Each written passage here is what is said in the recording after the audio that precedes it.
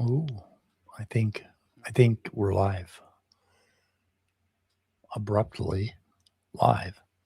Mm. Cool. We are alive. Yeah, there's only 3 of us tonight. Robin said she can't make it. I'm not sure. Might pop Yeah. in. And Love you, Robin. Love you, Robin. Is Robin in chat? She was in very early. I think she thought she was texting you. Yeah, 10 o'clock. Yeah. Yep. We got allegedly Fred and standard deviation. And who else we got? We got Dave. We got Dave. We got the Dave. We can continue. We can continue. Okay. So tonight, guys, we got a group called Real Science Radio. They have 144,000 subscribers to their YouTube channel. They have a very successful radio podcast. And of course, it's Real Science Radio, man. Real. I mean, these guys are the real deal. So let's see here. I look it up, their credentials. And let's see, Fred Williams has a BS in electrical engineering from Missouri University of Science and Technology. And let's see here, firmware engineer at Micron. So he worked on firmware. He's a software architect. I'm all for that. I used to work on firmware. Doug McBurney has no stated college degree or formal scientific qualifications at all. He's the other host.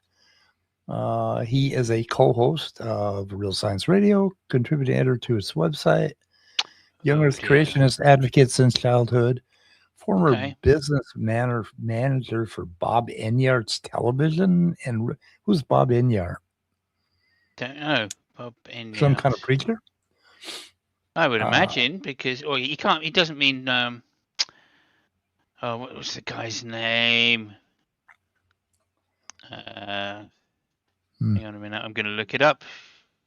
Yep. Real Science Radio is branding. The show explicitly describes its mission as debunking evolution. Presenting evidence. Bob Enyart was an American right-wing talk radio host, author, and pastor of a Denver Bible church. So figures. Yep. Yeah, he died at age 62 from complications related to COVID-19. I wonder if he was an anti-vaxxer. I was thinking of Bob Newhart. Oh. I would much rather hear of Bob Enyart. I mean, Bob Newhart than Bob Enyart. But anyway, okay, so one's got a BS qualification, and the other has no qualifications at all. Yeah. So here they are. So the guy on the left, Fred Williams, the BS in electrical engineering, he's a smart one, and not by much. Not by much.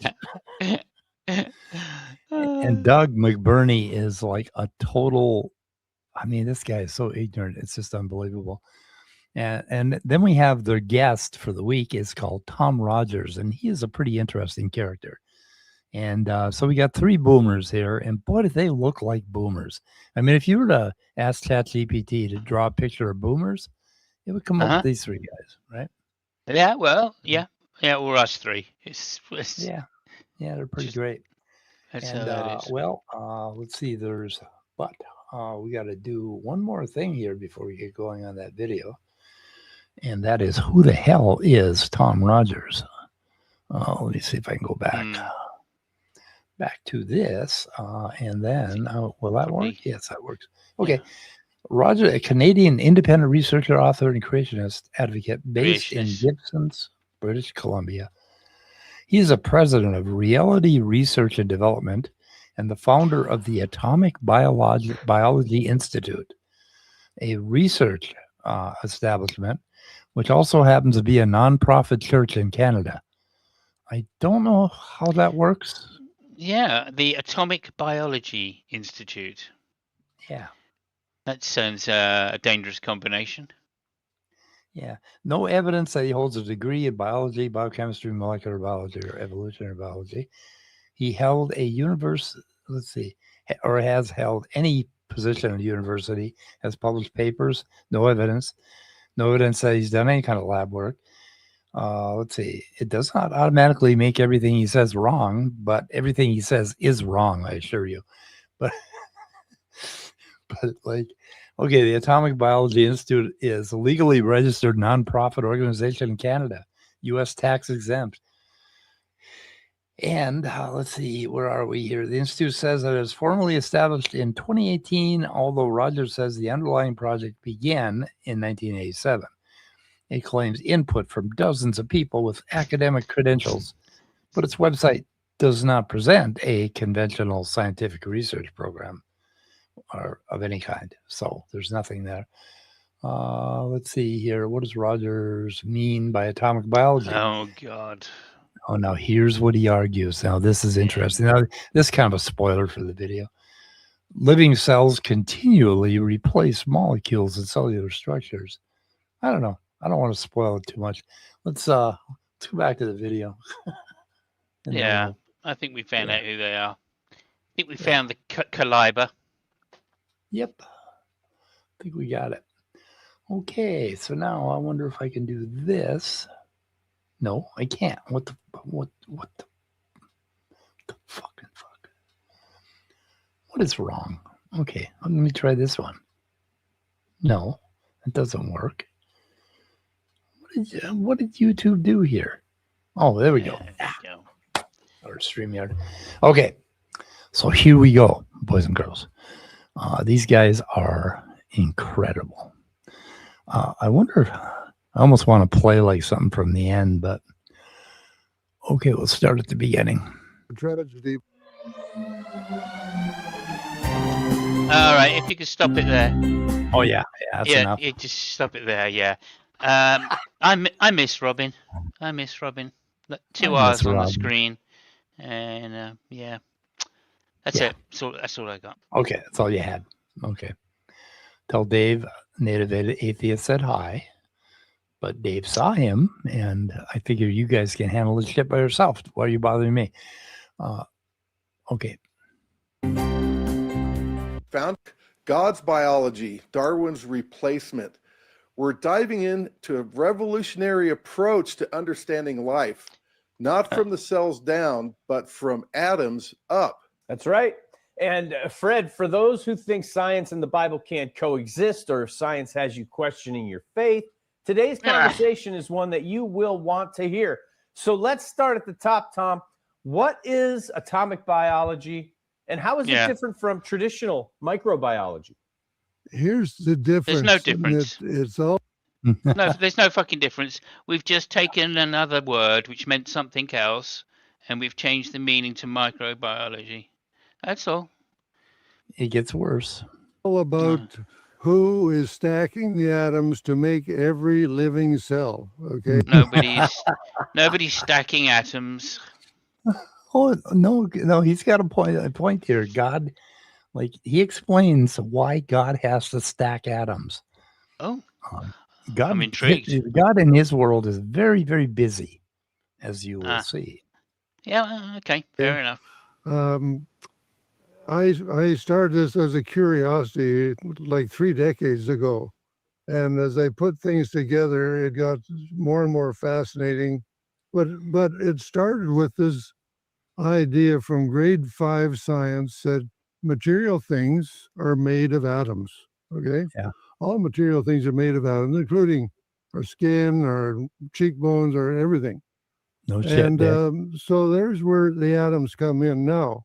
The next thing is that when you start stacking atoms into living cells, it takes way more intelligence than mankind has, okay? Because man's been trying for over 70 years. Did you stack your own atoms? Yeah. Mike, you did.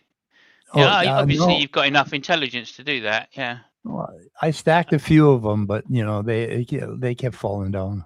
Yeah. No, I mean I've stacked it for you today. I can tell you that, but I have stacked. flushed them away, so we're okay. Yep. Obviously, we can't stack atoms. Even with all of our technology, we can't stack atoms. So yeah, I to mean, make a living cell out of stacked a atoms, few. and we cannot come anywhere close. The best. look at this frustrated scientist trying to stack Yeah. atoms. Yeah. He's got all those atoms in that little jar, and he's like, "How do I reach in there and stack those atoms?" Yeah, I mean I've stacked a few blunts and a couple of bongs in my time. Now there's are atoms those like wooden blocks that you try to crisscross and keep from falling down? Is that what they're talking about? What is that, Maybe. Jenga or something like that? I thought that was what they were talking about. Yeah, I think that's to what stack Jenga little blocks, but no, I've never stacked atoms. Yeah. I knew a guy named a movie called Patch Adams. Is he talking about that? He could be. I'm not sure if it's ADM. No, I think it's spelled ATOM. So I don't know. Let's see what he says. I just looked up Thomas Rogers in one of the AIs. Thomas W. Rogers does not possess formal academic degrees or a professional background in the life sciences, biology, or academia. Instead, his career was built in applied industrial fields, and he describes himself as an independent researcher who approaches biology from a macrostructural and engineering mindset. So he studied at 3 universities and lacks a formal PhD. He's been in industrial engineering, corporate leadership, and apparently listening to the sound of his own voice.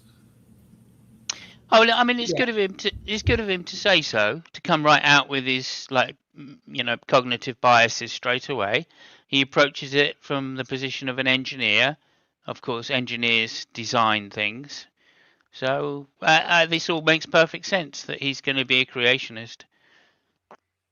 Yeah, I don't think he AI couldn't find any degree for him at all. So I think he just, I don't know, some kind of an entrepreneur or something like that. I'm not sure. Okay.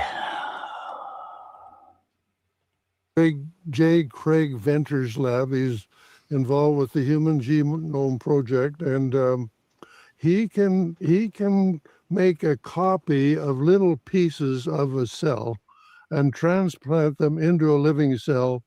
But with our vast accumulation of scientific knowledge over the centuries and our sophisticated equipment, highly sophisticated equipment, we cannot come close to making a living cell.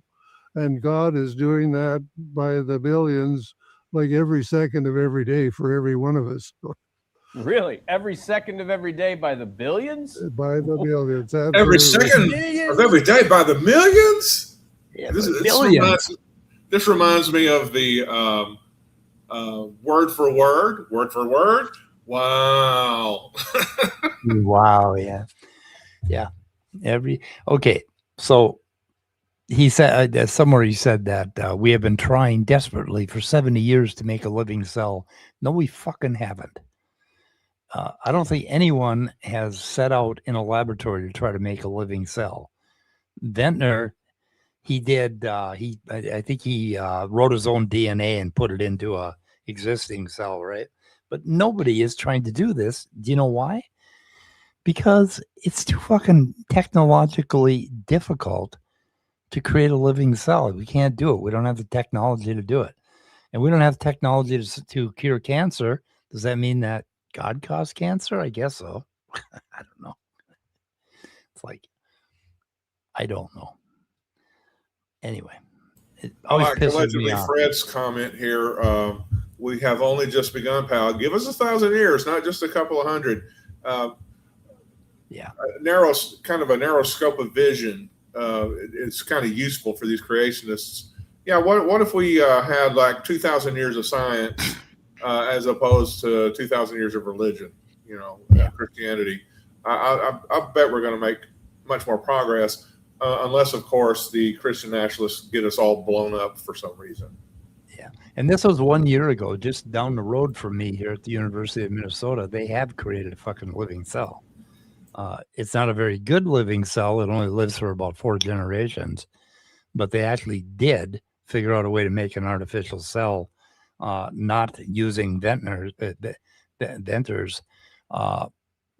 method, but actually from scratch. So they built a cell from scratch. And still, they're not trying to build a biological organism. They're trying to build something that can work industrially to create things like insulin and other basically compounds. So we can program this thing to create something. And so that's why they're doing it. Nobody is trying to make a fucking frog in the lab. Now, are these people going to discount that accomplishment by going, well, they didn't assemble individual hydrogen atoms, throw them together and make a molecule, and then throw those molecules together and make a cell? And that's probably going to be their argument against it. Well, that's what Rebecca. That's what Rebecca said, right? That was her argument. Maybe, I forget what Rebecca says. It usually right after she says it. Yeah, they didn't manufacture the water, any of that stuff, and they didn't manufacture the hydrogen or the oxygen.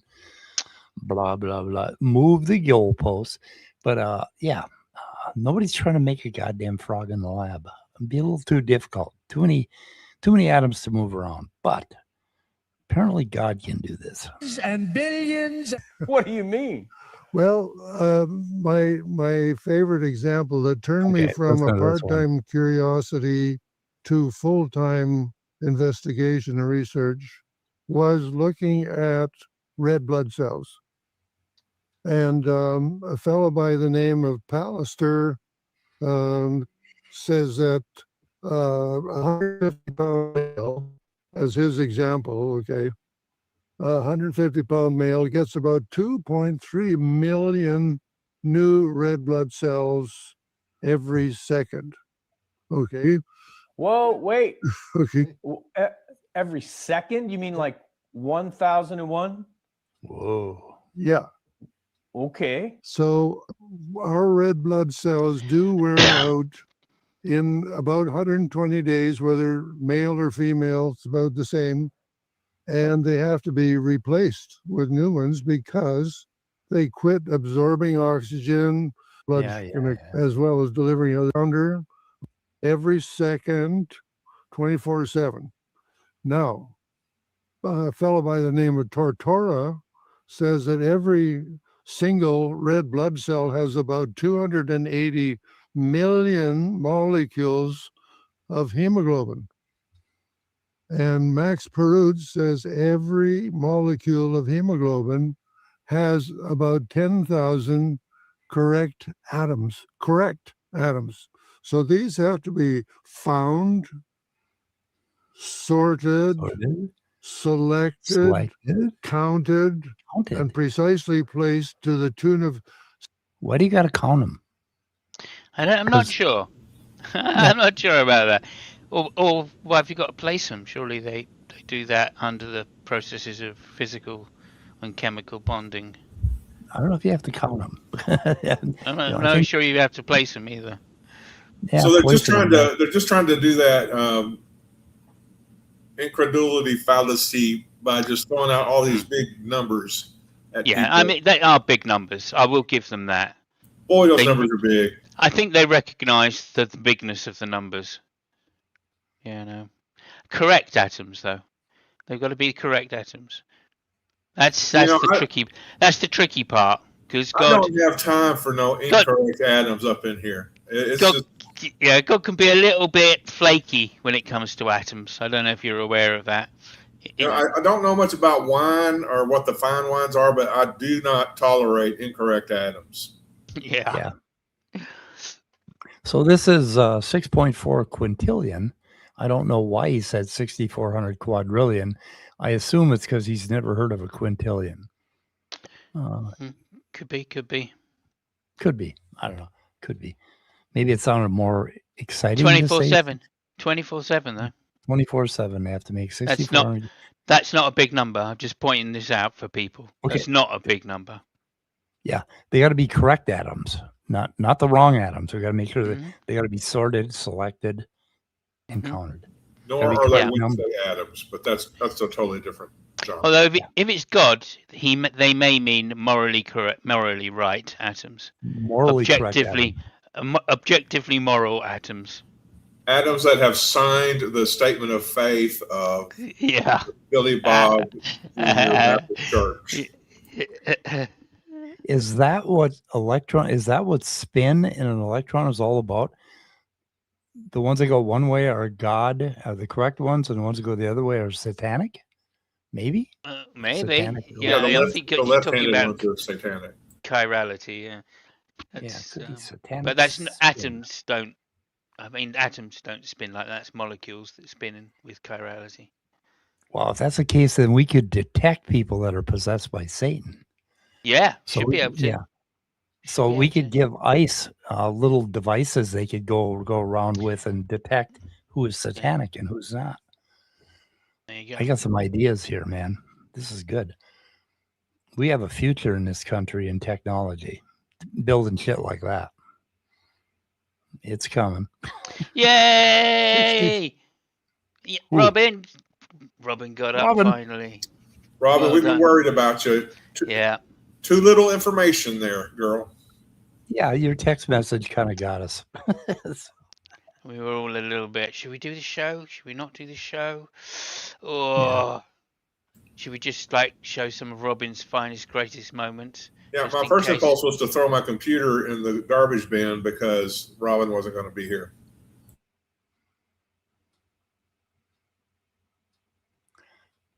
Yeah, some people think that molecules are conscious. Okay. Where are we going here? 400 quadrillion correct atoms per Quadrillion. second, 24/7. Not a big So, number. okay, this is just for our red blood cells. You can take your own weight, put it over 150. Okay, so let's say you're 200 pounds, you put that over. Why? Why is he doing this? Oh my God. Why? He's got a formula. Yeah. The Yeah. boy has formulated. Yeah. It's like, why? Why is this in his talk? I mean, who gives a motherfucking... It's like, let's just... Oh, no. Okay. What's sorry. this? What am I looking at now? Weight Oh, divided by if you weigh 150.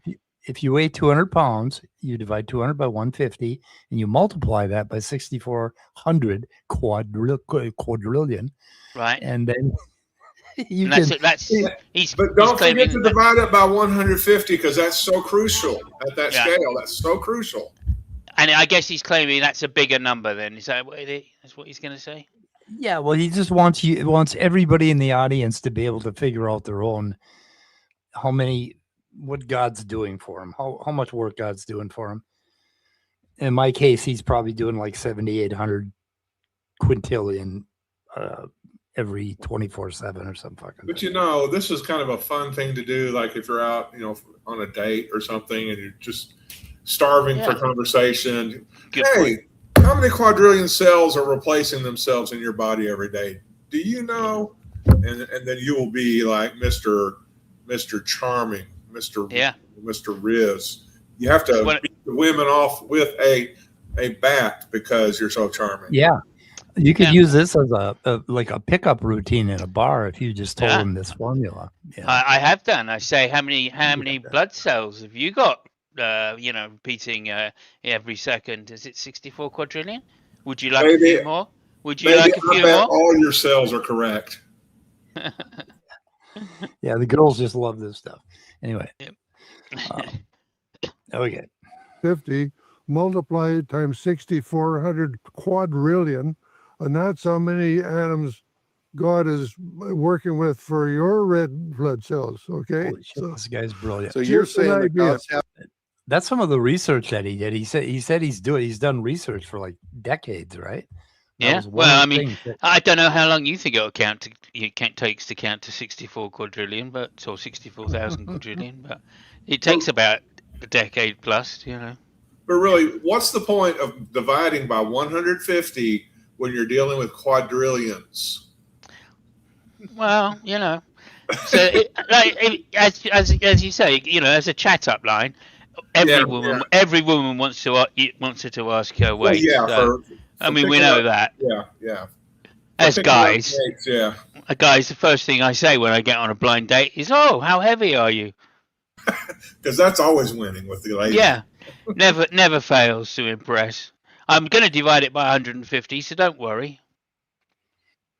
So Robin said she didn't get hurt; she just couldn't get up. Yeah, I do that all the time. I can't get up. Thank But goodness.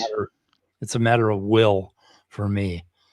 Like I'm Mhm. laying on my chair and it's like I can't get up. God damn it! I'm gonna watch another YouTube video. Okay, and here's our three boomers. Oh, look how excited they are. Having to work, you're saying that God's having to work with a lot more red blood cells on me than probably you and Doug. Yeah.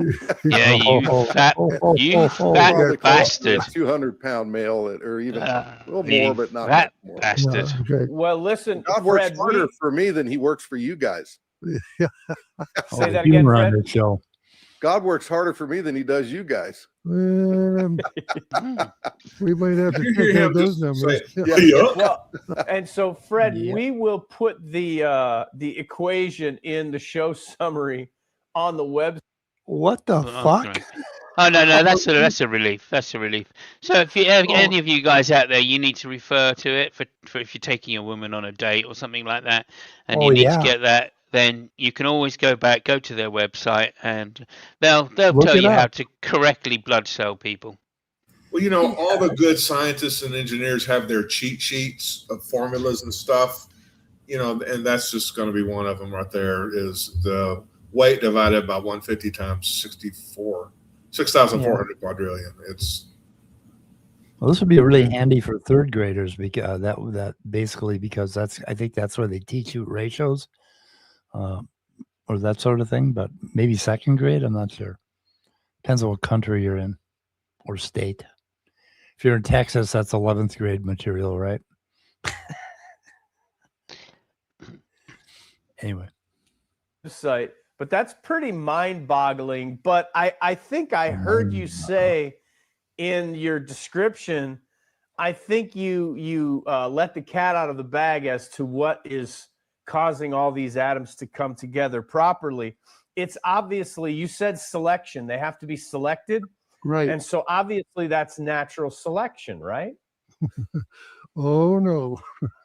oh no. Natural selection doesn't have any intelligence to use. The evolutionists make a big point of that no intelligence is used in the evolutionary process. And that's where true. they're so far off base. And I quote an honest evolutionist from Harvard, biology professor, and this quote is worth hearing because this is where the problem comes from.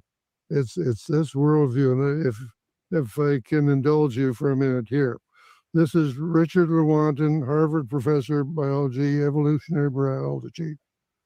We take the side of evolutionary science in spite. Okay. So this is where Lewontin says, "For we cannot allow a divine foot in the door." Okay. So this comes from an article that he wrote reviewing Carl Sagan's book. What's the name of the book, Scott? You remembered? Something about The demons? demon-haunted world. Yeah. Anyway, so he goes through and he does a real long essay on Richard Lewontin is like the favorite cherry pick field for all creationists because Lewontin's always going on about philosophy of biology and pushing back on mainstream biology. And he was one of the extended synthesis guys. And he's talking about how we cannot. And if you read the paragraphs around this little thing, and I read the whole article, it will tell you that what he really means is we can't go into the lab and look for supernatural footprints, right? We have to look for real shit, that happens by natural causes, and that's how it works, and that's what we're committed to, and that's what we do.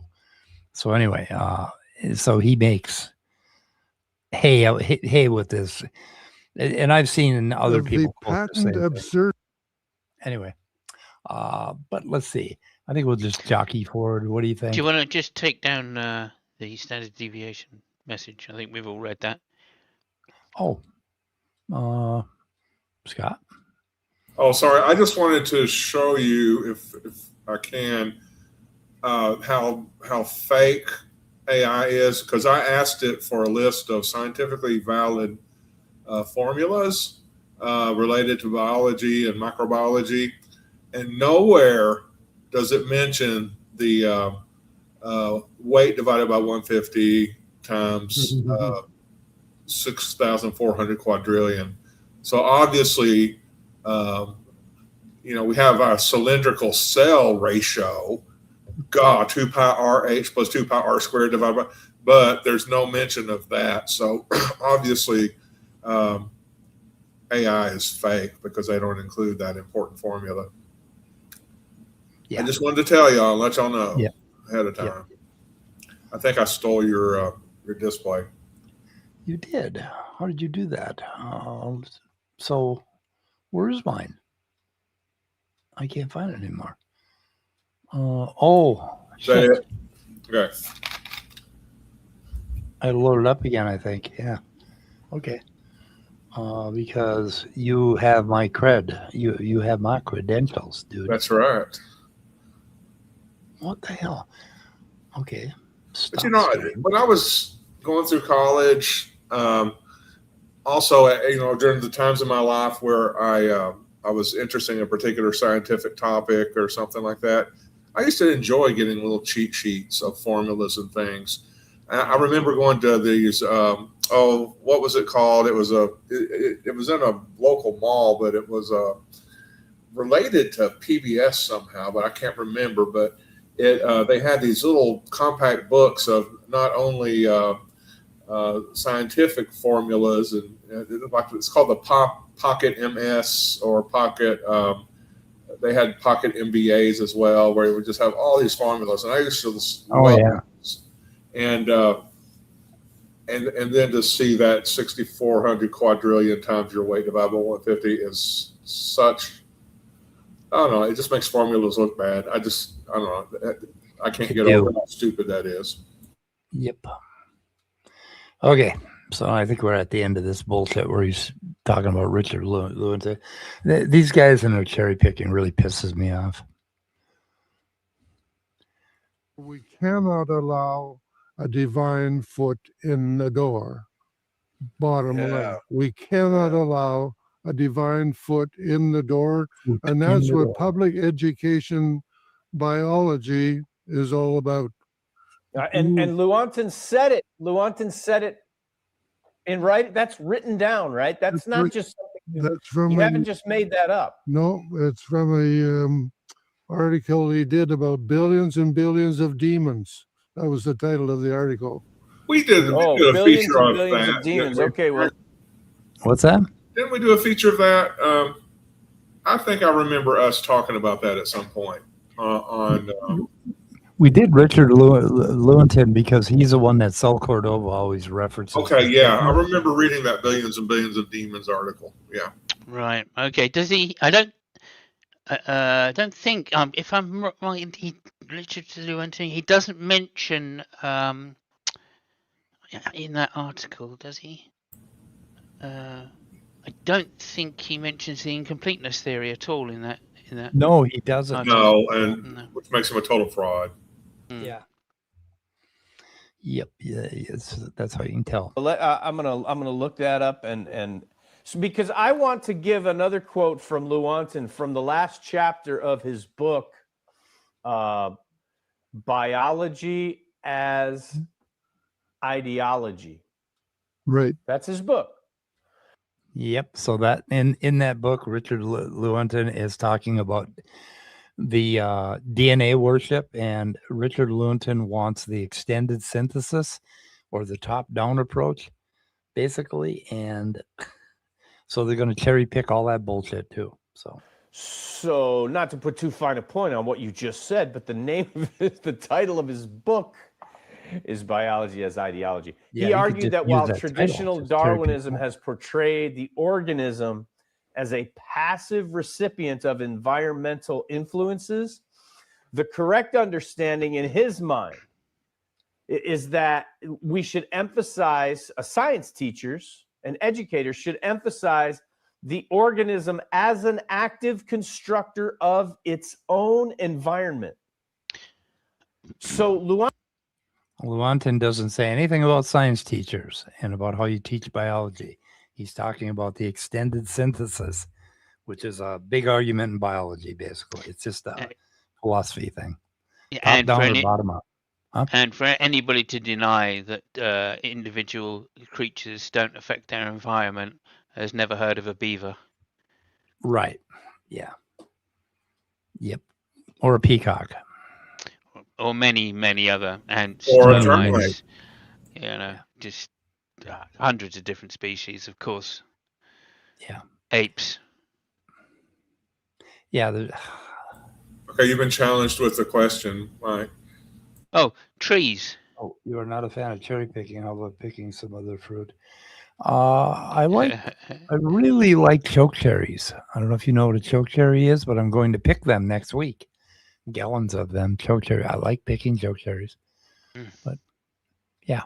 And I don't know. I'm really interested in that fruit that Eve ate because I suspect it has psilocybin or something in it, some hallucinogen. So I kind of like to pick some of that. Yeah. Yep. Lewontin argued with the evolutionists. My auntie Edith was picking cherries. She was about 300 pounds, and she fell out of a tree and killed herself. Wow. That's sad. Anyway. Yeah. That's why I don't like cherry picking. Shame it didn't happen to Eve. That's why I have this whole thing against cherry picking. Now, is Mr. McBurney and his friends, are they trying to lump Lewontin in with anti-evolutionists, or trying to make him a creationist? What are they saying by saying? No, they're claiming he's an actual evolutionary biologist who admits that the theory doesn't work. Top down. Top down.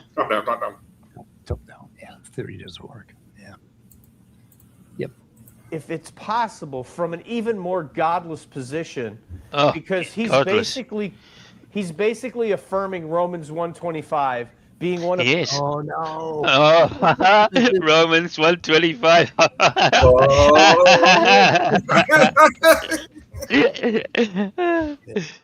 So he says that that Lewontin is even more godless than evolutionists, because he's saying that the organism. I don't know where he got that from, but that's what he came up with. So Lewontin is Satan incarnate, apparently. Who changed the truth of God into a lie, and worshipped and served the creature more than the creator, who is blessed forever. Amen. Good question. Good question. I think you'll find it was 64,000 quadrillion correct atoms that did that. Yeah. Okay. Of those who changed the truth of God into a lie and worshipped and served the creature more than the creator, who is blessed forever. Amen. And so, Tom, you're quoting Lewontin, who is an icon of, I think, neo-Darwinism. When Darwinism became even beyond that too ridiculous, and the math just didn't work for so many years, there was a pivot to this. Not what happened. I thought neo-Darwinism was when they just included genetics in with all the other population genetics. We learn more. basically. And it doesn't fucking matter what you call it. We keep learning more and more and more about genetics and biology and cell biology and molecular biology. And we keep coming up with newer and newer names for it. And let's just call it evolution, dudes. You know, it's good enough. This Any other so-called name? Neo-Darwinism, in which now the creature itself is somehow the center of the intelligence No, it in order ain't. to create itself. But you're No. describing an intelligence says. that's far beyond the possession of any creature, at least from what I hear. Yes, that's right. And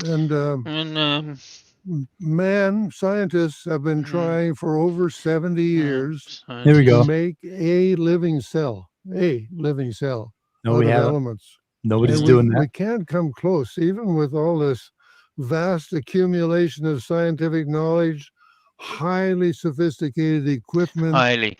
And the best that can be done at the moment is the J. Venter. Yeah, that was a year ago. Now we've done better at the University of Minnesota. How to check into Craig that. Venter lab, where he can Nice lab. actually copy little pieces of a cell, of an existing living cell. He can copy a little piece, transplant it into another living cell that keeps on living. That's as close as we can get. But that Okay, but you know what he can do? He can then publish a paper talking about what he's doing, and then that paper is presented by the scientific establishment and Here we go. educators as if he's done something. Oh yeah, as if he's done something. Yeah, I as if mean, he's done like, something. He had. I mean, to be fair, he did take the trash out that day. They worked for years on that project, and basically it was like an unbelievable little bit of engineering that they did in that lab to get that done. And then they go ahead and publish a paper as if they'd done something.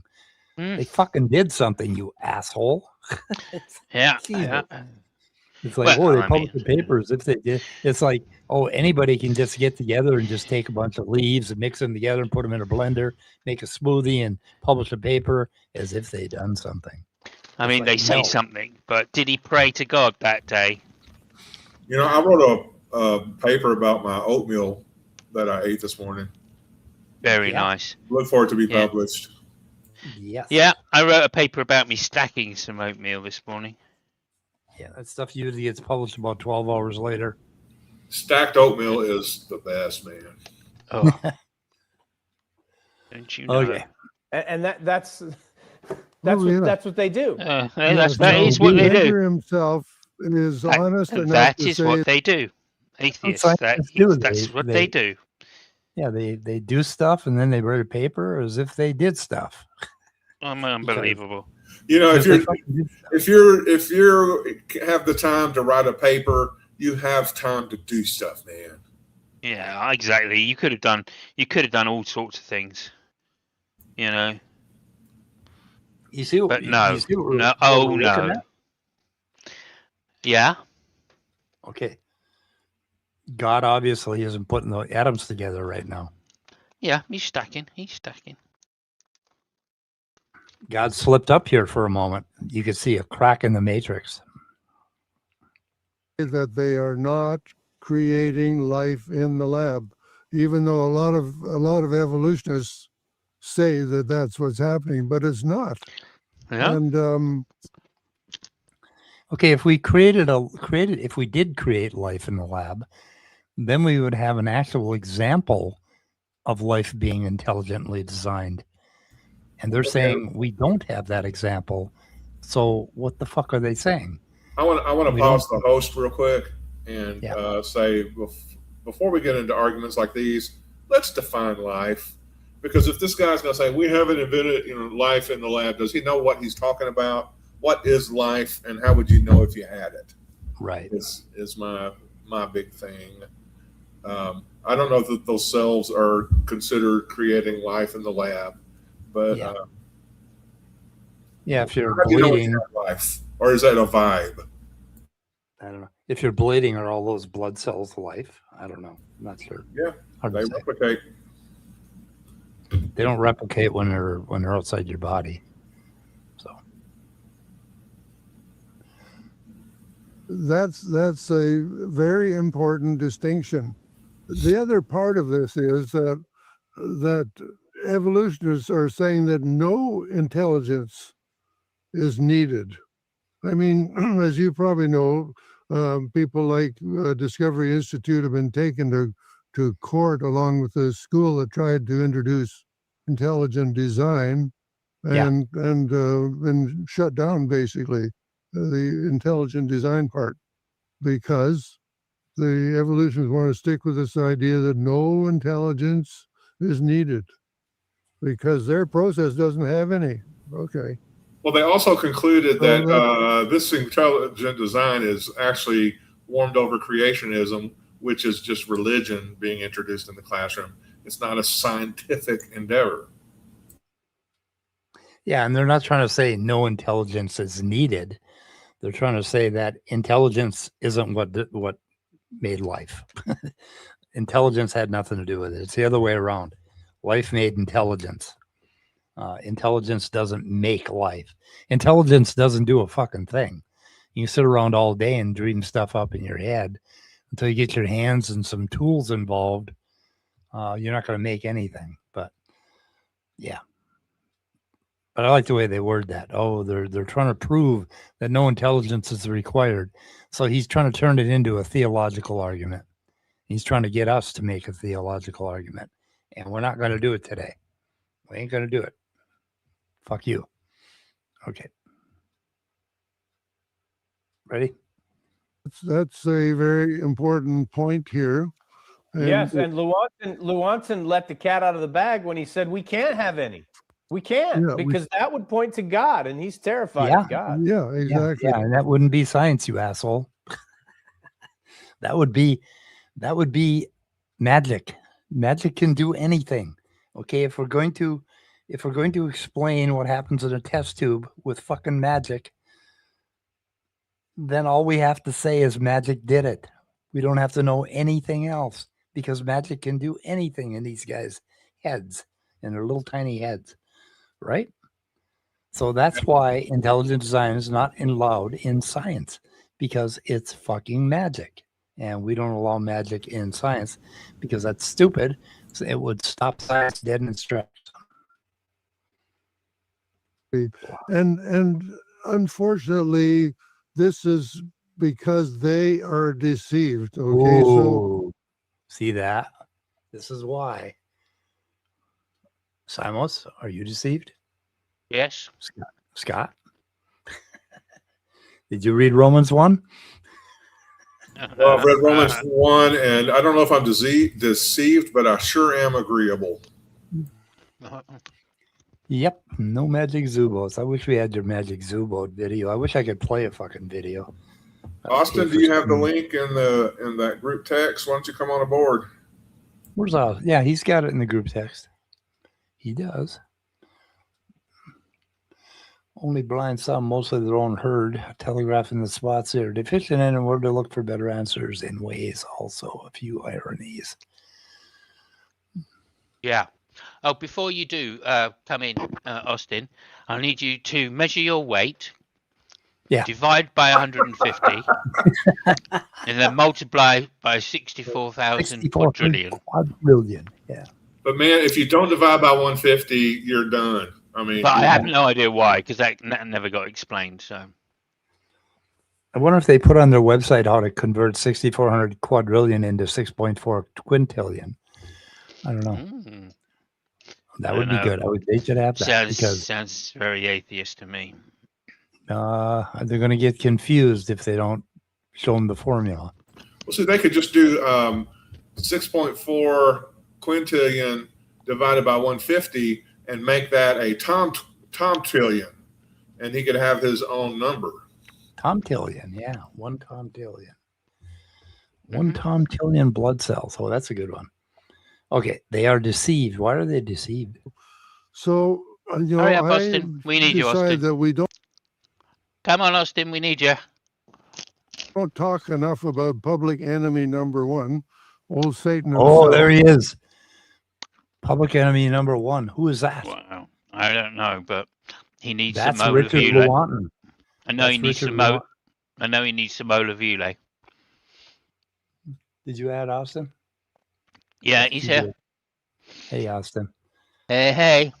Is this Public Enemy number? Oh, no, is that Darwin when he was like ripped? Like Darwin. They always show that old picture of Darwin, he was an old man. Yeah, This is yeah. what he looked like when he was ripped, man. Look at look at that lightning and those wings. He's badass. I like Those this wings dude. have seen better days, that's for sure. Yeah. Well, I don't know. That fucking lightning. I think he's just come from a toga party, so you'd be feeling worse for wear. Isn't it interesting how many religions and myths and spiritual beliefs involve some kind of ornithanthrope, a bird person type thing? Yeah. You got angels, you got genes. There's like so many different ornithanthropes for different religions. I wonder if this is like some human inborn desire to be capable of flight. Yeah, Like- of course, yeah. Definitely What to was it? transcend your limitations for sure. I have Right. never heard anybody use the word ornithanthrope. Yeah, it's an obscure mythology term. It's kind of abstruse, but it's Okay. pretty obvious what it means, doesn't it? Well, when you say it, yes. Wow. You think I would have run into that somewhere in my life? I had a long life. No, yeah, likewise. But then I've never studied mythology, but I do know who Icarus is, so That's a great example of an ornithanthrope. thank you very much. Ornithanthrope. Sounds like something you put up your butt. Yeah, I hope not. That would hurt. yeah. I don't know. It's just what it sounds like. Sorry. Okay. Because I think that he picked up on Darwin's concept of no intelligence needed, and that is now used to separate our students from their. Did Darwin come up with that concept? Was that Darwin who said no intelligence Yeah, needed? Austin, help us out here. Did Darwin really talk Darwin said about that? no intelligence needed? No, I think No, he actually said repeatedly that he gets that things look designed. Like he talked about the eye, how the eye looks so designed, and he can see how people could look at the eye and say, well, there's no way there could be all these gradations that add up to this eye. And then he goes on to in the next couple of sentences to describe all those different gradations that add up to the eye. But it's a really famous quote that creationists quote mine a lot. They only quote the first part where he talks about how it's hard to imagine an eye coming about from gradual forms, and then they ignore the part right after that where he explains all the gradual forms the eye came from. Yeah. So in this illustration, why is Jesus giving a little round picture of Darwin to the students? Oh no, that's not what's happening. Jesus that? is picking Darwin's nose. Oh, that's what he's doing. Actually, you're close there, Simos, but I think what's happening here is Jesus is telling Darwin, smell my finger. Pull on this. No, pull my finger. Pull my finger. There's definitely a tinge of brown on that finger. So I'm Mm-hmm. Austin's interpretation. Yeah. Yes, he just got done putting an ornithanthrope up his butt. Anyway. Do you think the guy added brown to that finger? Oh, yeah. It's certainly a graphic design choice. Yeah, it is. I think it's supposed to have light in it or something like that. I don't know. Fuck it. Their creator. Evolution is the cause of life, so we don't need a God for anything. And that's what's taught in our public schools. And Oh, there's Darwin Did Darwin teaching say kids. evolution is the cause of life? Correct. No, nobody would say evolution is the cause of life. Evolution is what happens to populations of living organisms over time. The cause of life is just entropy and matter, Chemistry. really, in time. Yep. Okay, look at the choices AI made here. Look at the clock. What's going on with that clock up here? It's got. It looks like a fucking spider, and look at the numbers on the clock. Okay, but then go over here and look at the march of apes, all the way up to March of Progress. What the fuck is going on with Charles Darwin being a skeleton? Why what and a fat one at that? Yeah, he's the only one that's dead. Yeah, all the others still alive. That boy got some thick bones. Yeah, I mean, why did he end up a skeleton? I mean, is that what we evolved into? Is just we don't have flesh anymore? I don't quite get this. Yeah, he evolved the need to get really skinny, probably for a photo shoot for his book. What other little goodies do we have here? Okay, we got the little students. They look pretty cool. They look pretty innocent. Little got a dinosaur there. Dinosaur on the window. And it looks like a big mushroom right next to him, right? You see that? Oh, yeah. That's just a lot of trees. Yeah, but I'm really interested in why AI drew that clock like that. If I drew that clock like that during my cognitive test, I'd be in the fucking nursing home. No, I don't know. I know Dali-esque, isn't depressed, it? Okay, Tom. Anxious, suicidal. It's really a tragedy because their moral compass has been removed back in 1983. Okay, hold on. Hold up. Stop. The moral compass. He reminds me of Tim Conway's Old Man that you would see on the old Carol Burnett show. Is the man saying people are depressed and anxious because of fucking evolution?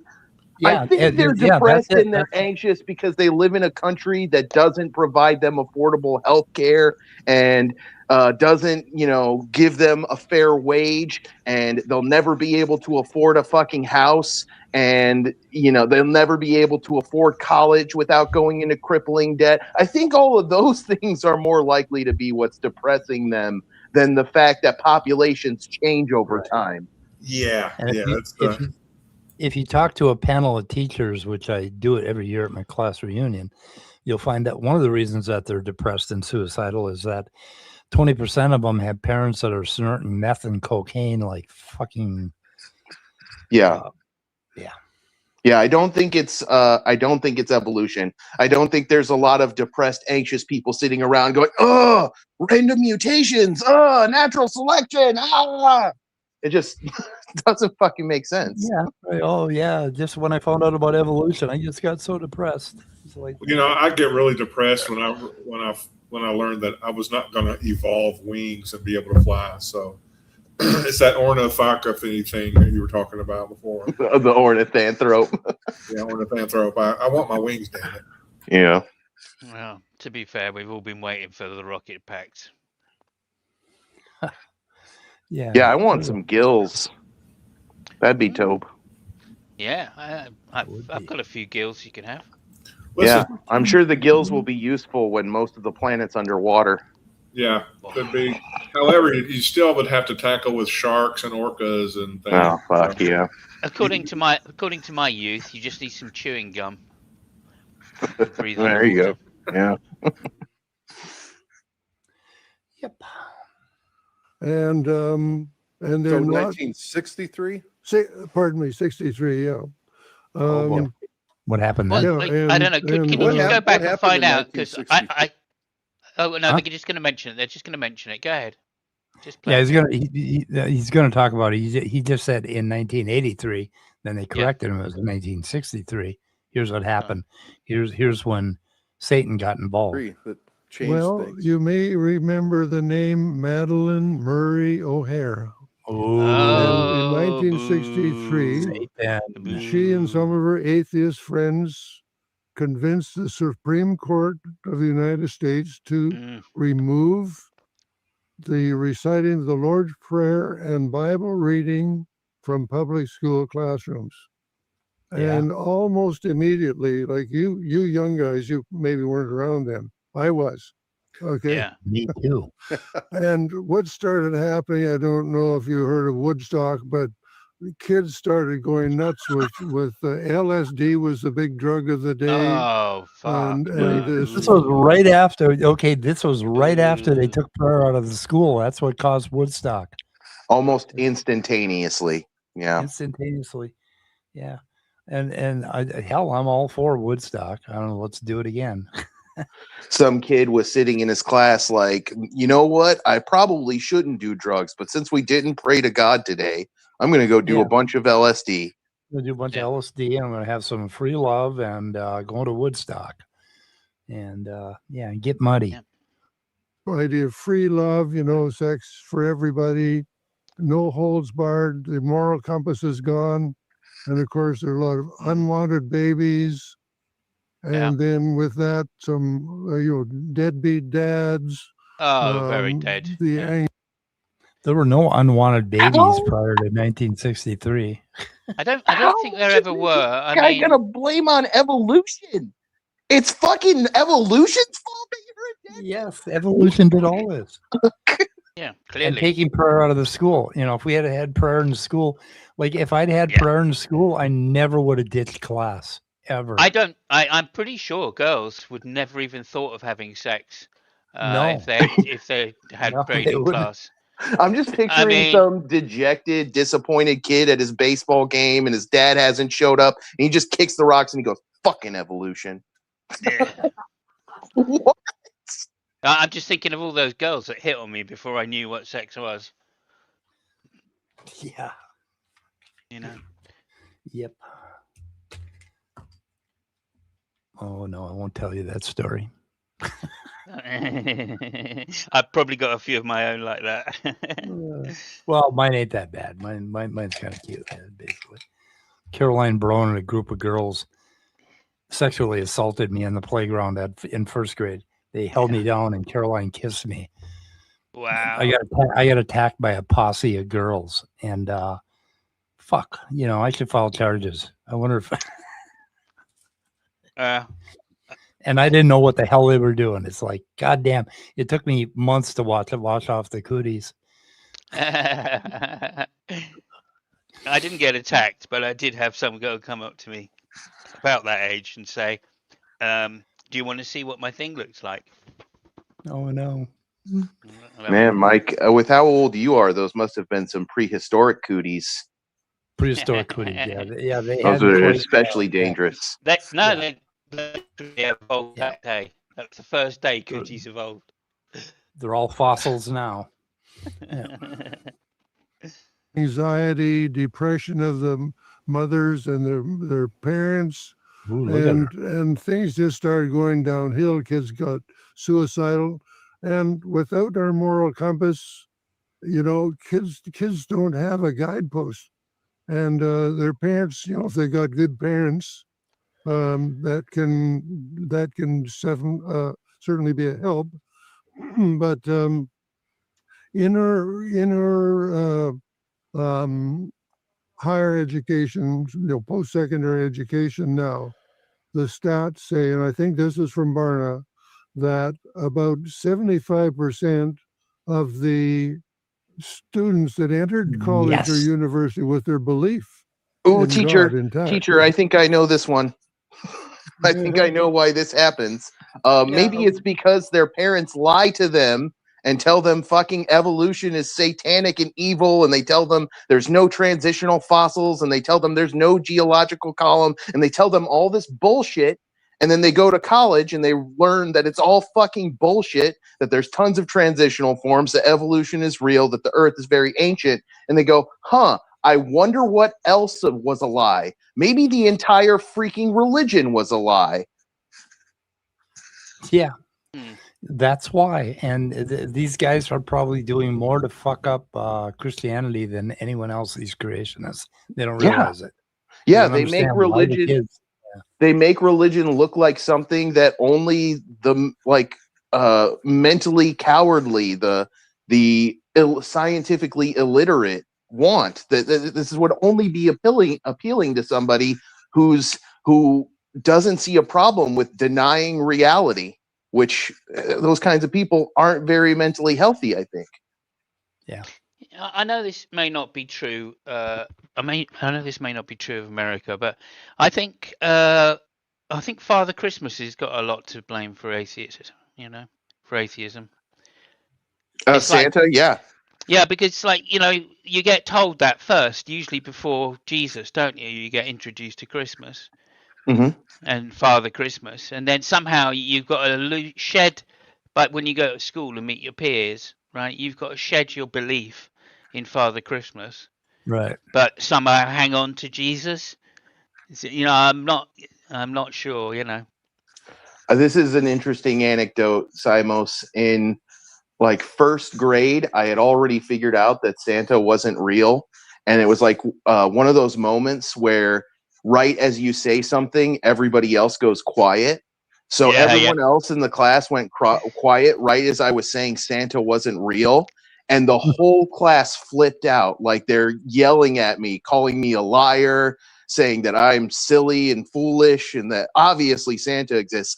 Where did all these presents come from if Santa isn't real? And I'm sitting there being laughed at by all these people who believe in a mystical elf man who delivers presents all over the world. And they're laughing at me for not believing in this. And little did I realize that's exactly what being an atheist is like every single day.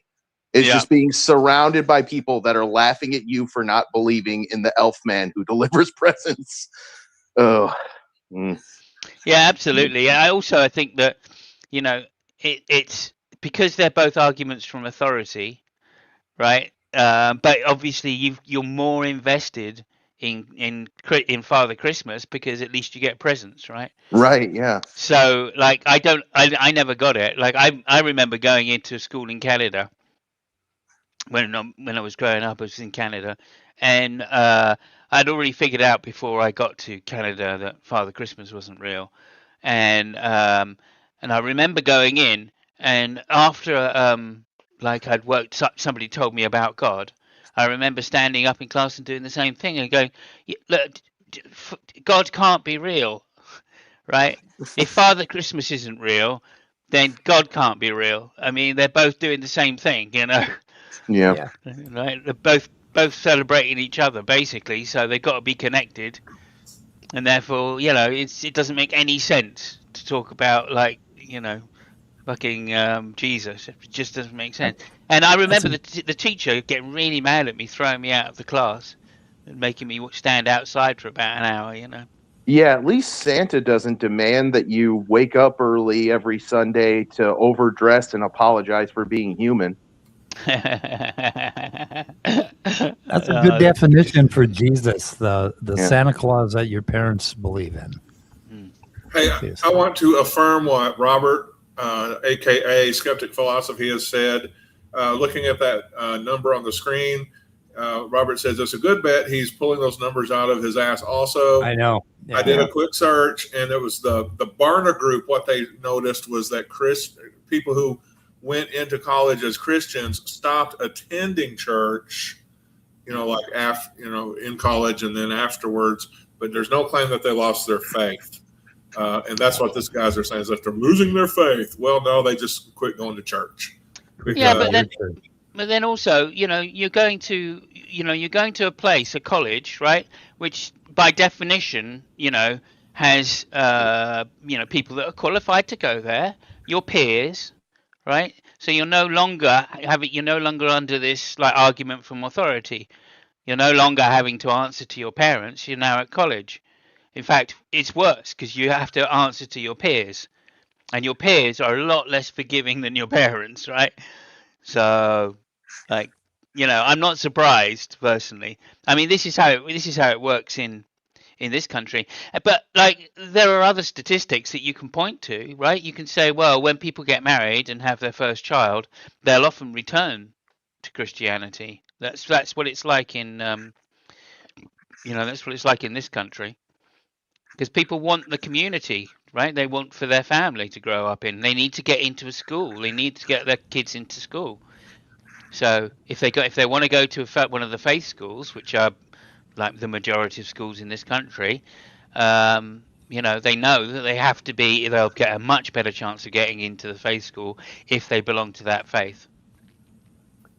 So Yeah, quite often that's- people will take up Christianity just for pragmatic reasons to get their kids into the decent schools, you know. By the way, who would want to miss out on that metaphorical substrate that they get it from church? So don't undercut the metaphorical substrate that our old friend Peterson looks into. What's his name? Jordan Peterson. Jordan Peterson. I always forget his first name. Yeah. Because Go ahead, Scott. I was going to say because he is not that consequential. Yeah. No, certainly not he's- anymore. He's a pretty run-of-the-mill pseudo-intellectual.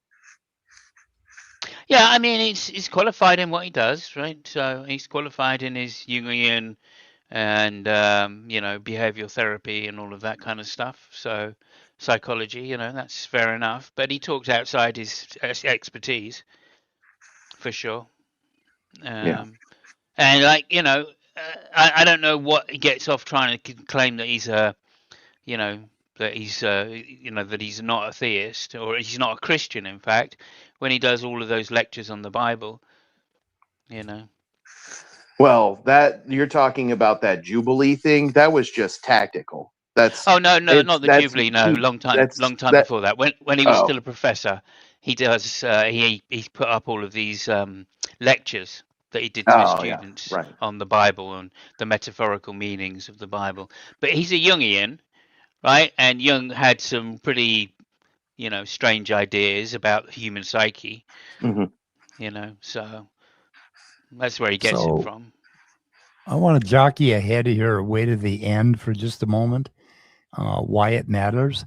And then I want to take a little detour and show you the textbook that this atomic biology group wrote, which they want us all to teach to our children.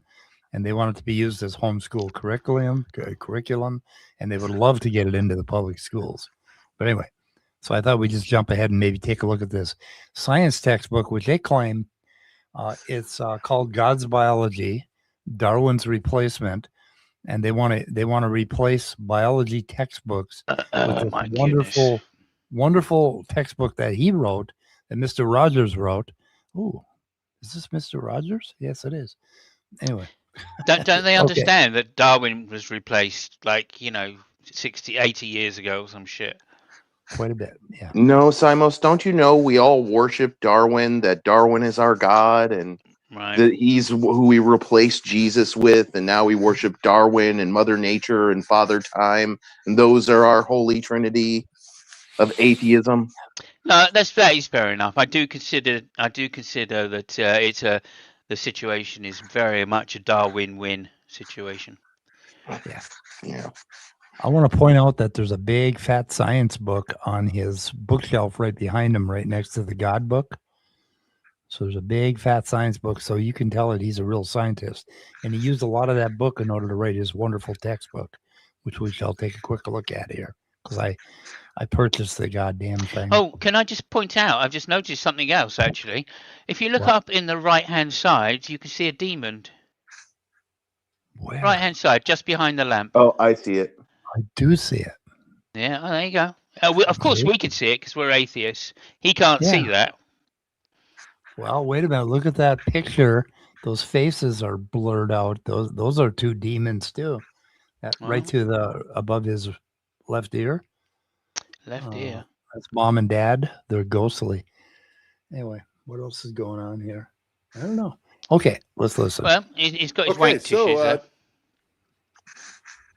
Tom, can you give us, I don't know, a really quick last second explanation of why atomic biology matters? I know we've already covered that, but if you had to just give one last thought on it, and then also we'd like to know where I'm going to weigh in here. It doesn't.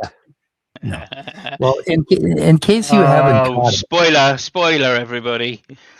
Sorry. Okay. This guy doesn't just believe that God created the earth or created the universe 6,000 years ago.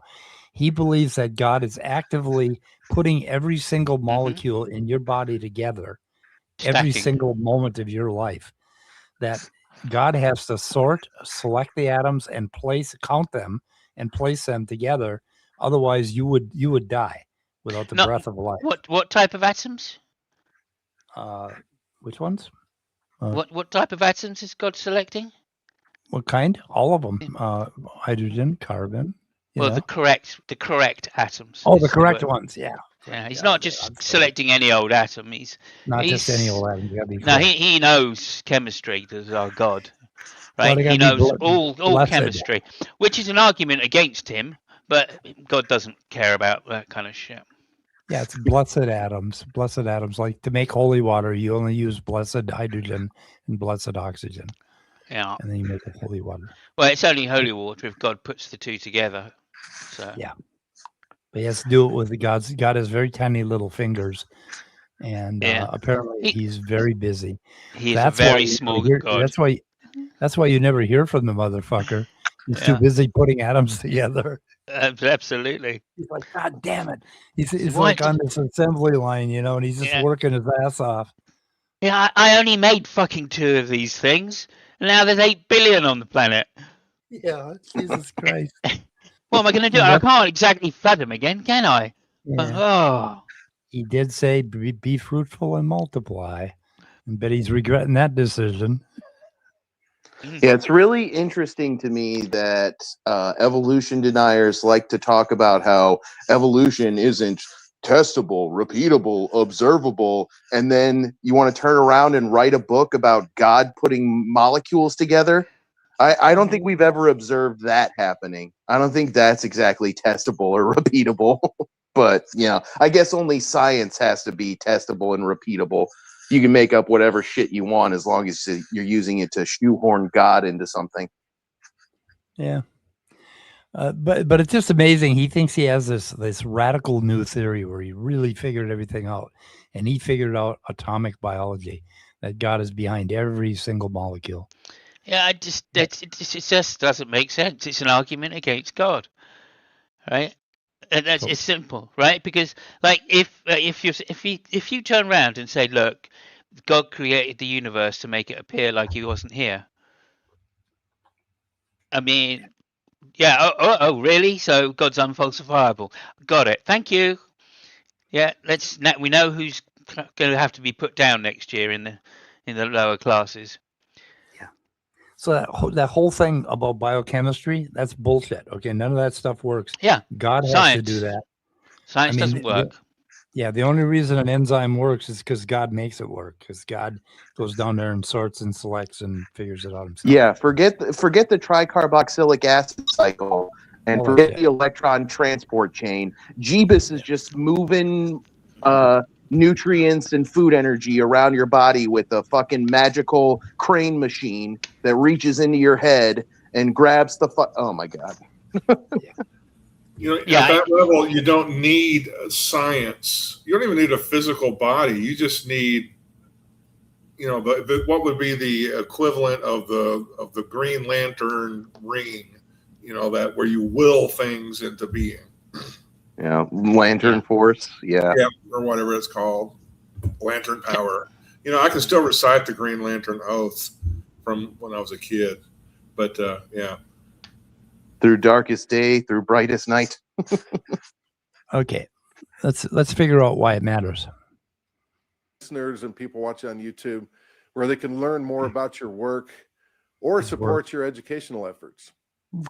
Okay, well, I would remind people that we do have an enemy, and he's a great deceiver, and he's been used. I think it's his idea to use evolution in the public education. Pause it for a second.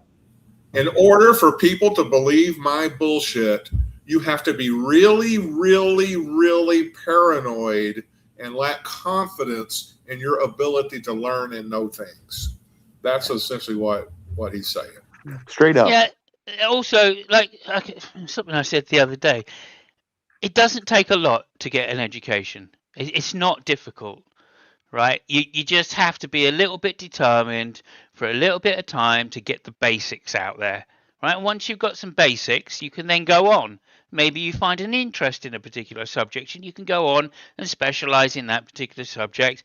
And yeah, that it becomes difficult then, right? If you want to make a career out of some kind of science, that's not an easy thing to do. It takes 10 years plus of hard study, and then maybe you can become an expert like a doctor or whatever, engineers or theoretical physicists or something. I don't know.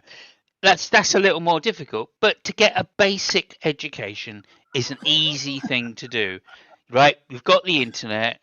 All you got to do is go on to some universities and take a 101 course in something, right? And then there you go. You've got it. It's all there, or just a bit of determination, and you can get that very easily.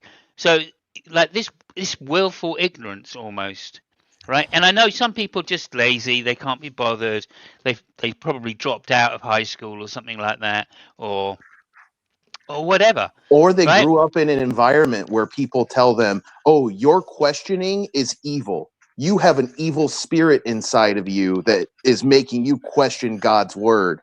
And if you don't fucking know better, you're just going to be like, "Oh my God, is that I have an evil spirit in me? I need an exorcism."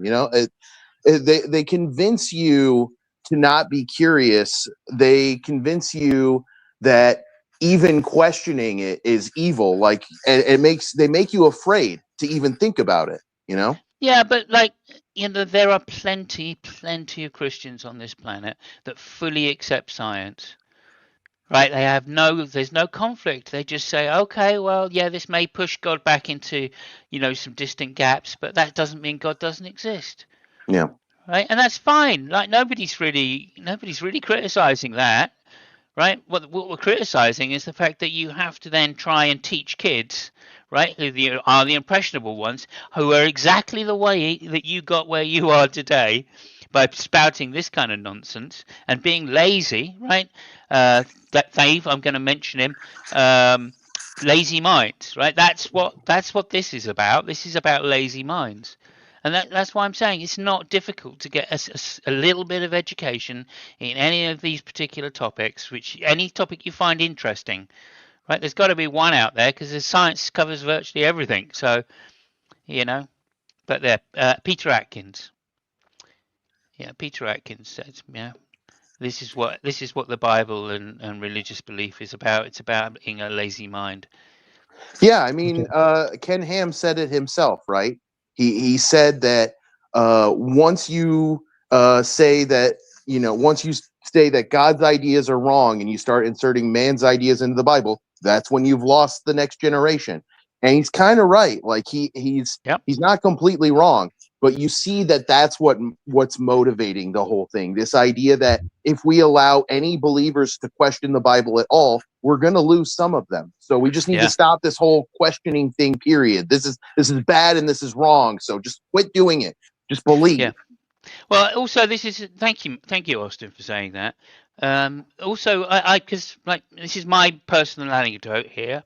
Okay, so I was educated in England till I was 6, and then I moved to Canada, and I was put in with kids my age, and I was approximately 2 years ahead of them in education.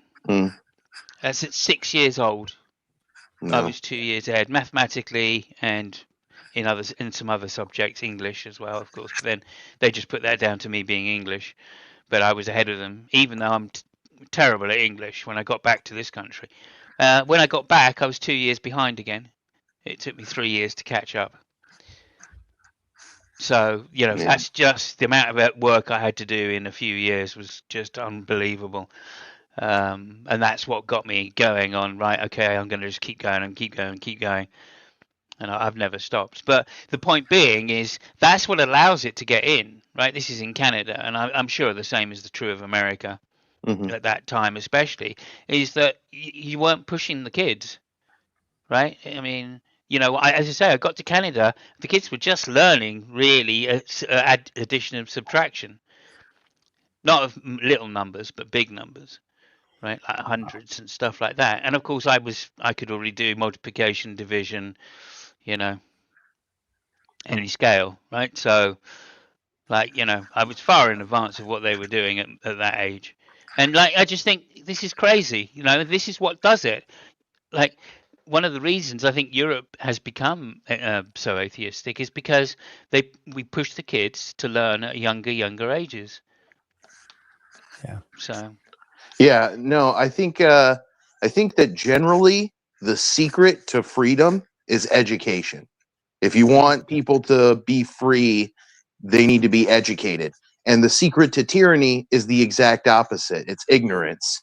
The Yeah. more ignorant people are, the less they realize you're robbing them of freedom, of opportunity, and it makes it easier to screw them over and manipulate them.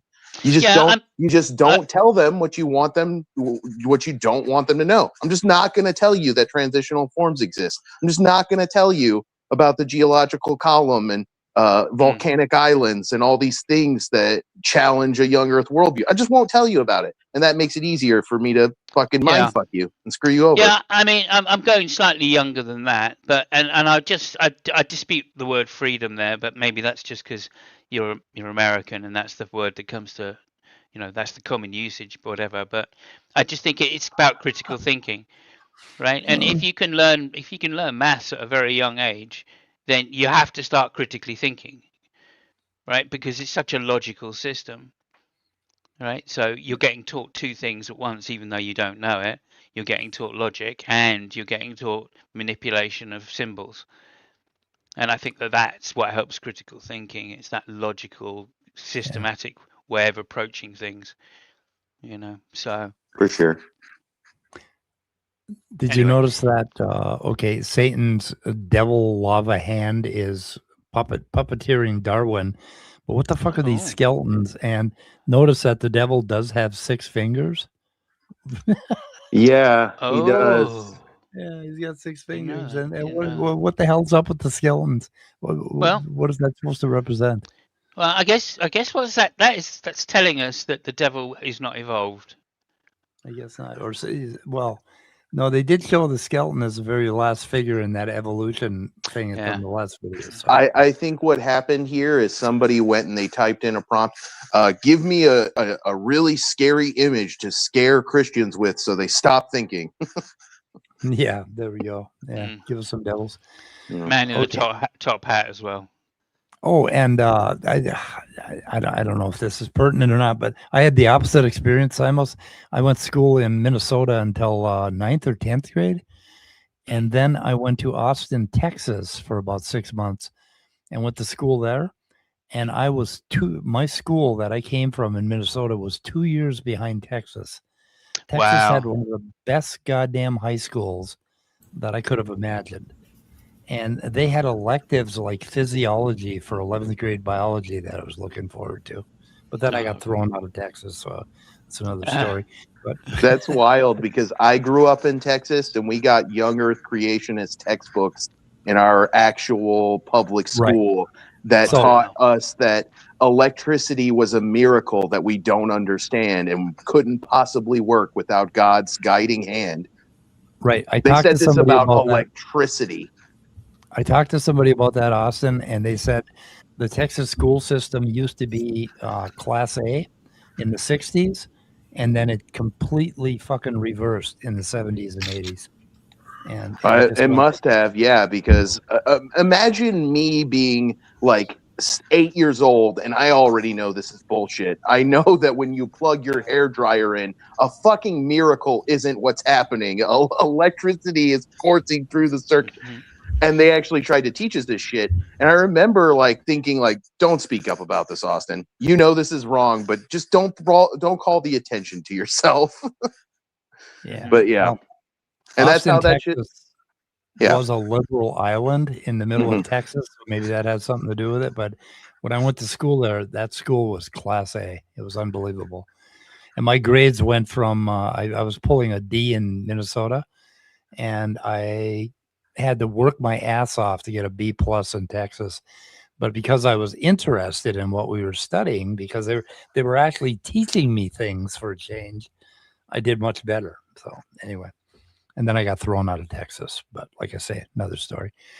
Okay, We don't want your kind around these parts. There. No. Yeah. Get out of Texas. I had to dippity do my hair back, and I went and got a haircut before I started school because I had long hair. And the barber sat me down and he said, "Oh my God, a long hair. I've been wanting to do one of these forever." He was so excited. I was like the only long-haired guy he'd ever seen, right? It was like, what the fuck? Anyway, okay. Let's find out why it matters. Separate students from their creator. Oh yeah. Okay.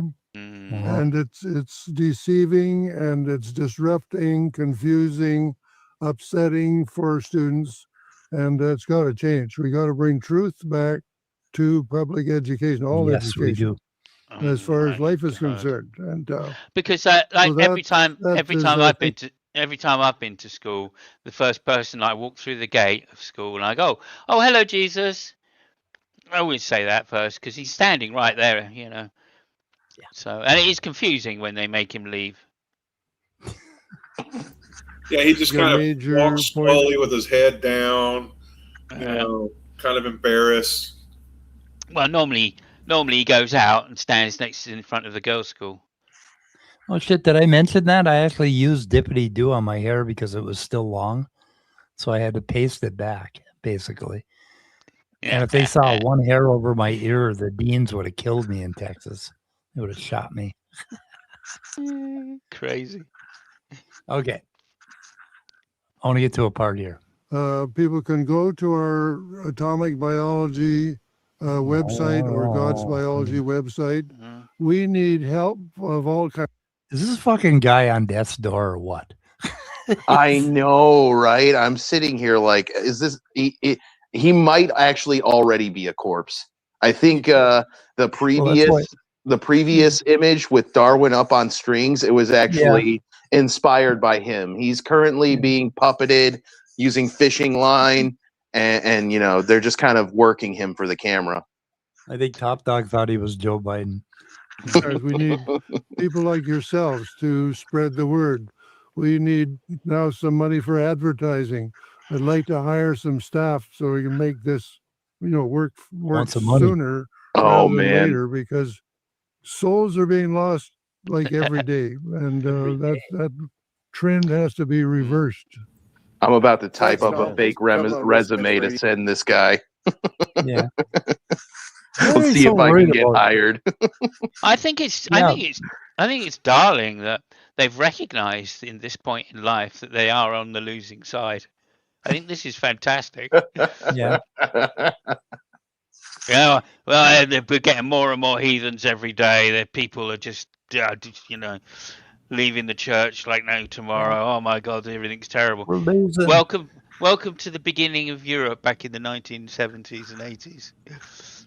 What are they so worried about losing souls when supposedly their God during the flood tossed about 1 billion of them into the ocean and drowned them? Oh yeah, no, they just went. Yeah, but to be fair, they needed to, you know, go to hell. So yeah, I mean, otherwise, I mean, I don't know if you know this, but that's what's keeping the Earth warm. When they say global warming, all that is all the souls going to hell. I know what I'm going to do. I'm going to write up a fake resume to send this guy, and it's going to be all things that God actually did in the Bible. I have an enthusiasm for stoning witches. Yeah. Yeah. Sometimes I like to drown everybody. Yeah, babies. I love drowning babies. Yeah. See how quickly he's like, we decided to go a different direction with our... Yeah, I'm real popular at the swimming pool here in town because I like to go in and drink people. Right. Just really popular. Yeah, I mean, I like to go myself and like I fuck virgins, and then straight after I just stone them to death straight away. Take them home first. Yeah. Take them home, stand them on the doorstep, and then just stone them. He's going to be reading this resume like, what a fucking sociopath. And then it clicks. Right. Oh, God. Do I worship? Am I the bad guy? Yeah. No, I went into I went into Walmart's the other day and saw some Amalekites. So naturally, I just slaughtered them all. Amalekites usually don't like to be seen in town because they get genocided just on sight. But Yeah, I'm he's just dialing 911. just doing God's work, though. So Right. you know. This is a great idea. Okay. I'm moving on. This is, of course, valuable stuff. Like you said, millions of souls have been lost since, they pushed. Okay, stop it there. Stop it there. Oh my goodness. Sorry, stop there. I'm sorry. Austin, what you got to do is go out on the street with somebody taking a camera and then just go up to random people and going, excuse me, mate, I need your help. And they go, what? It's just, I've just seen an Amalekite going into that shop and I need you to help me come and kill him. Is that all right? And see what they say. And that's content right there, right? I'm telling you, Austin, that is content. Yes. Gold. Are you done now?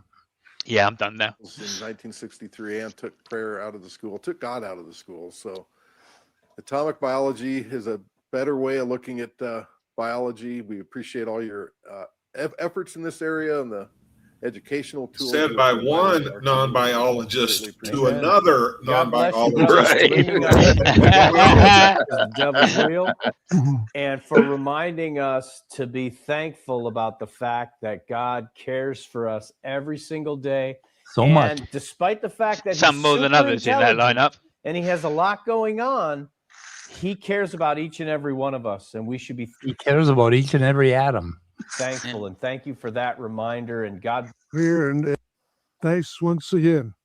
Okay, Well, I don't know where the hell. for Tom Rogers and my co-host Doug McBurney, I'm I Fred don't know Williams of where Real the Science Radio. May God bless. the book part. our forefathers Has anybody pointed out this phenomenon where channels name themselves the most ironic fucking thing possible? Is that something we've mentioned and talked about yet? Because what the fuck is this? Real Science Radio. It's so pick me bitch level shit. It's like like for real.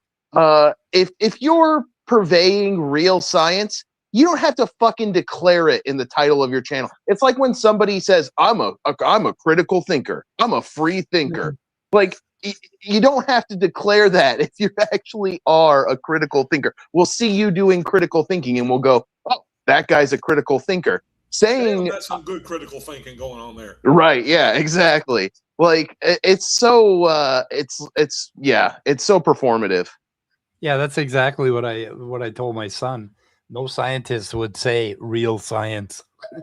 Yeah. Like, this is the ultimate put down here on the screen now. Art Bell was more skeptical than these guys. Yeah. Damn. I miss Art Bell so much. He got me through so many midnight shifts listening to his radio talk show. It was just great. Anybody who doesn't know who I'm talking about, I'm sad that you've never got to encounter Art Bell. Oh, I know who Art Bell is. He's the UFO guy. Oh, UFO, you name it. Time traveler, UFO, that planet, that's gonna come around and cause catastrophe on Earth or whatever every 10,000 years or something like that. Just any and every conspiracy or Bigfoot sighting or whatever. It was just a great show. Yeah, I remember him getting a very frantic call from somebody claiming that they worked at Area 51 and just listening to this schizophrenic babble on, and just like by the end of the call, I'm like, this motherfucker's trolling. He's trolling. Look, he would just go, oh my. Yeah. This is just exactly like he believed ever, but all he would ever say was, oh my. Yeah. Go on. Right. It would flow. The conspiracy, the nut casery would just, it was great. It was great. So Real Science Radio, if you want to know what they're about, I think this little clip here, listen. Oh shit, I got to turn that sound back on. I actually already know about these guys because Erica covered them. Okay. Oh, you did?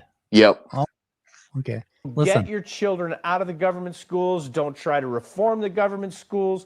Don't try to make the schools better, because the idea of the government educating your child is anti-Christ. It's ungodly, the idea that the government should educate your children. And so, because we have a large homeschooling contingent, we're excited about your program. And for all the poor people caught up in the government system, that obviously we're not going to end government education tomorrow. So, Tom, we just pray that you can get as much of this information into as many of those government institutions as you can to try to rescue some. Absolutely. Also, I'd recommend all the Christians not to go to government hospitals. Don't just get your people out of government hospitals, because clearly they're using the devil's magic to try and cure people, and that means they're infecting demons into everybody. Okay, so just go home, get the scalpel out yourself. Everybody go buy a scalpel, and if you need a bit of a brain tumor removed, or you need an amputation for some reason, just do it yourself. Yeah, all those doctors were trained in the liberal. Yeah, in the liberal communist indoctrination system. You can't trust them to operate on you. You got to just do it yourself. Simon's is totally right. Yeah. And send in the videos of you trying to cut out your own polyps. But, 100%. Oh my gosh. 100%. Yeah, we can sell those on that. How far away is this guy from mentioning vouchers? Because when it boils down to it, this is what the homeschooling and private schooling effort is all about, is getting government vouchers for education. So that, for every kid that you send to a Christian school, the church is making money off the government and the state by getting vouchers. This is not independence of government. It's just trying to get free money from the government so that your church and your religion can have priority in the political schema of the United States. And it's notable that I'm going to play. This is his argument for why why it's not unconstitutional to put God into schools and into the government. Before we play it real quick, I just want to point out that Doug McBurney looks like an 80-year-old baby. Anyways, go ahead. Okay. So I'd like to bring up a point here, a key point. And this is what I'm trying to get other groups of Christians in science to focus on, and that is the fact that God is already a big part of government. Okay. Oh, fuck me. People might say, "What are you talking about?" Listen. Yeah. However, here's what why. do you fucking know? So listen to him. Really? The government. Yeah, but what's he fucking talking about? National holidays of Christmas, Easter, Thanksgiving. It's because we have government holidays, Christmas and Easter. God is already in the schools. Never mind that those are both pagan. Declarations, pledges of allegiance, all the state constitutions, and other places in those documents. They have God on public buildings, currencies, war memorials, and more. So yeah, God but for how long? Until the 50s. Yeah. God is already in the school, so we may as well put some more in there, right? Doesn't seem to be fixing anything. How strange. Yeah. It's weird also that, they say God is omnipresent, and yet there's not enough God in everywhere. Yeah, right. Okay, so this might be really basic, but is anybody else just absolutely fucked in the head that these people actually think Satan is real? That they talk about Satan like he's a real entity, and that they have some bead on what this fucking entity is doing? You know what it reminds me of? It reminds me of witch hunts. And this is the climate in which witch hunts happen. When you've got fucking lunatics walking around believing Satan is a real entity that's actively working against them. And so it drives you crazy. You want to fight against him. So how do you fight against him? You find out which people are agents of him, and you start killing the ones who are agents. And yeah, maybe you'll kill some non-witches while you're killing all those witches, but that's worth it to get rid of the agents of Satan, right? But of course, as we all know, you didn't kill any fucking witches, because witches aren't real. You killed nothing but real people. Ugh. Yeah, that's what hit me really hard, Austin, today when I was listening to these guys. Is this Satan bullshit? That is just an absolute recipe for going out and doing violence against other people. 100%.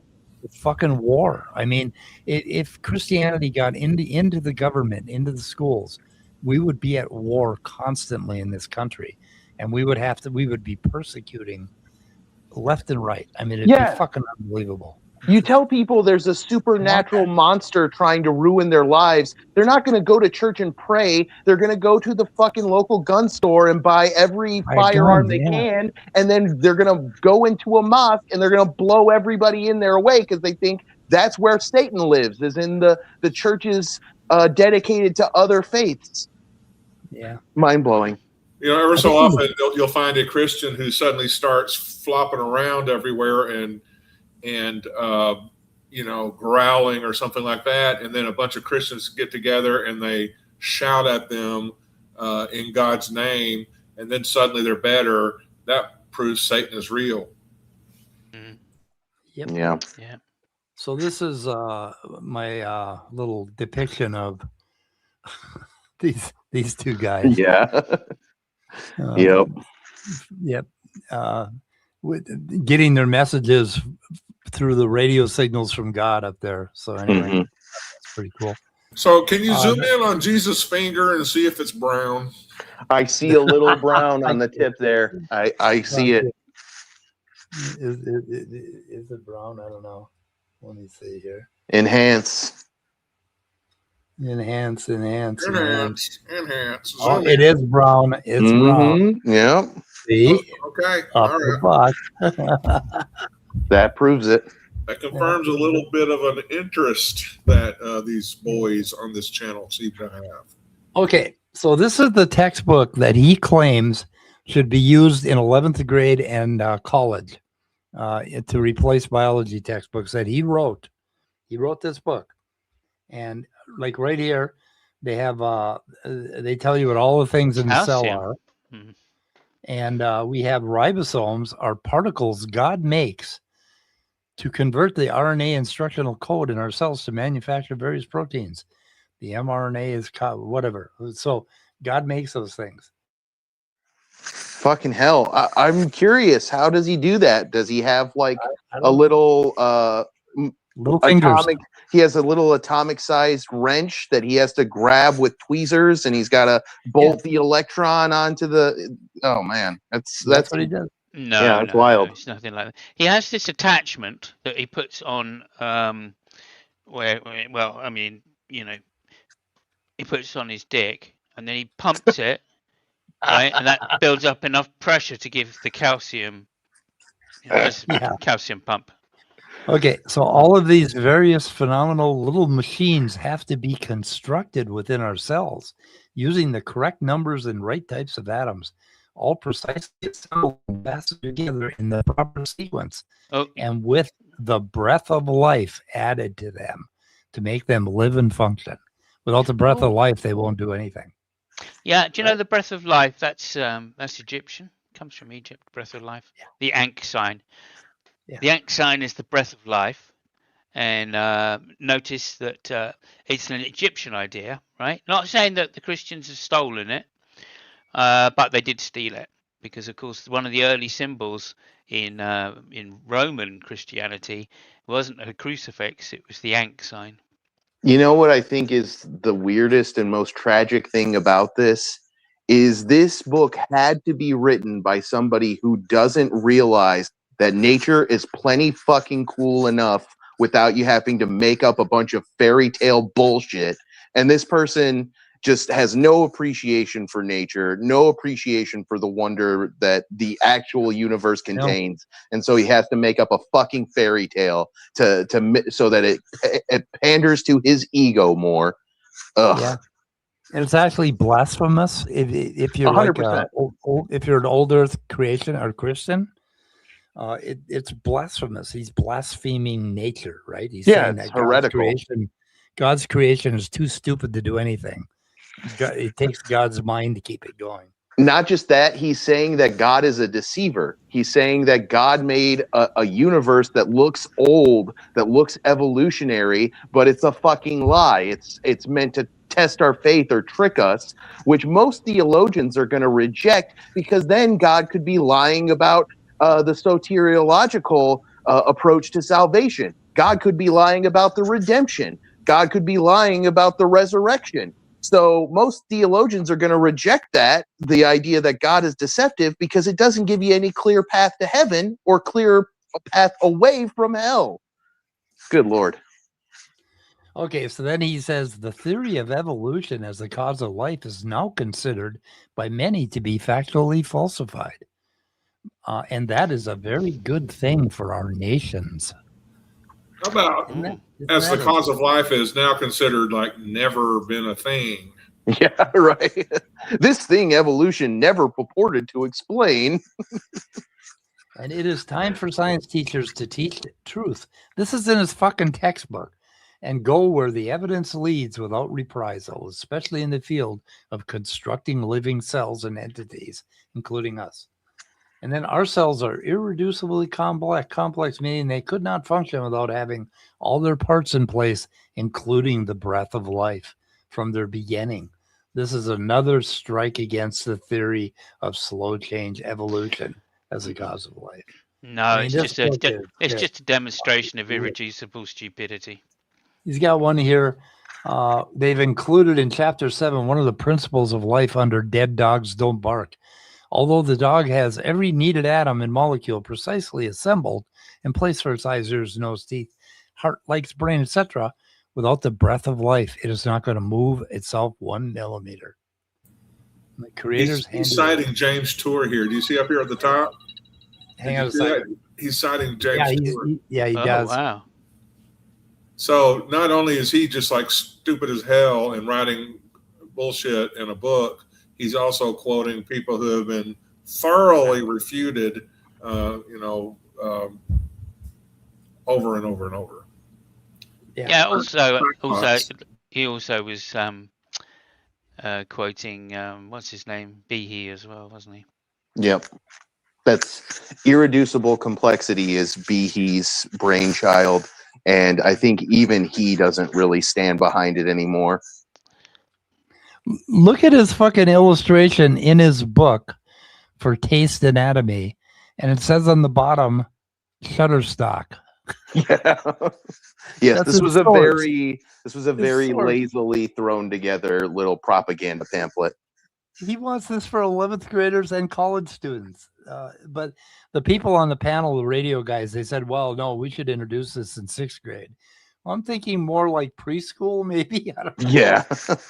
I don't know. This is what I'm saying. 6th grade. Look, 6th grade, you should be doing advanced, at least some kind of algebra, at least beginning algebra. What is up with Shutter? He's using Shutterstock for all his fucking illustrations. I mean, Jesus Christ, you can do better than this. Oh my God, it just goes on and on. Okay, there's another one, Shutterstock. Oh my God. This book is great if you want biologists who don't know how to do fucking anything, who have no idea how to sequence a genome, how to compare 2 genomes from different species, how to get a cell to become a useful chemical factory so that you can give humans human insulin instead of pig insulin. If you don't want any of that stupid stuff, this is a great fucking book. Okay. Oh, and it's got a prayer in there too. Yeah, it's got a lot of prayers. Wow. Got a lot of prayers. You know what? There's so many times where I've been like, Doc, I know you've got all kinds of tools and medicine. Why don't we say fuck all that and you just do a magic incantation for me? That'd be great. Fucking hell. The whole last half of the book is all about his push for Christian nationalism. Yeah, and there's nothing about the biology in this book covers about maybe 10 pages. You could have put it all together, and it's like 4th grade level biology. It's just absolutely amazing. Australian Days of Prayer. I don't know what the fuck he's doing here. But I mean, this book is just fucking filled, just stock full. This is what it looks like. the Truth for Life Education Project. Is that a Shutterstock photo on the cover? What's that? Is that another Shutterstock photo on the cover? I think maybe that's AI. It shows, yeah. okay, the atom okay, first of all, the atom turns into the apple, turns into the embryo, and then turns into a, what is that, a 1, 2, 3, 4, 5, Renaissance 6, man. That's Oh fuck! An Did octopus. Jerry Da Vinci's- Bergman worked on this? no, that's Da Vinci's. it might be Jerry Bergman because he does quote him in there.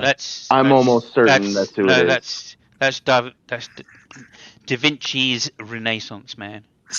We're talking about the authors, Simon. Yeah, Austin's. Oh right. Oh fuck the authors. They're a bunch of Yeah, twats. Jerry Bergman is involved. Well, Jerry Bergman is like an especially heinous pseudoscience peddler because he's an oncologist. He studies cancer for a living. So there's no fucking way he doesn't know that evolution is true. It would be insane for him to be working in that field without accepting evolution. So I think effectively he accepts evolution in his work and then still lies about it to the public. It's so fucking despicable. So if God is in there, like, you know, fingering all the molecules in our body, how do we get cancer? Is he just like going, okay, I'm going to put cancer? He makes you have cancer. Yeah, it's part of his project. God fingers the cancer into you. He fingers cancer into us. Yuck. This has to be read out. This has to be read out as ironic at the very least. I honestly can't put into words how exciting this is for me to finally have something I can refer to when discussing creation and not sound like a loony. I'll bet Linda probably sounds like a loony whenever she talks about it. Linda. Look, she says, I recently bought the book and I'm reading it slowly and out loud to myself, and that so that it sticks. Oh no. I can say that when I heard Mr. Rogers on Vision, I knew that this book was the book I've been waiting for. I'd love to see what he says about Vision. Yeah. Okay, Tom Rogers. Now, I was thinking it was, for a minute there, I thought she was saying Fred Rogers. Yeah, no, she's saying she's calling him, we're calling this guy Mr. Rogers now. My heart literally sank when I thought it was Fred Rogers. Yep, and the food that God makes for us too. You know, He puts all that together. Every little, like those little fruits and stuff you see in the grocery aisle. Mhm. God put them there. He put every those little atom definitely. together. Yeah, those definitely weren't shaped by selection and mutation. Yeah, Right. No, the immigrants did not pick that fruit. God put it there.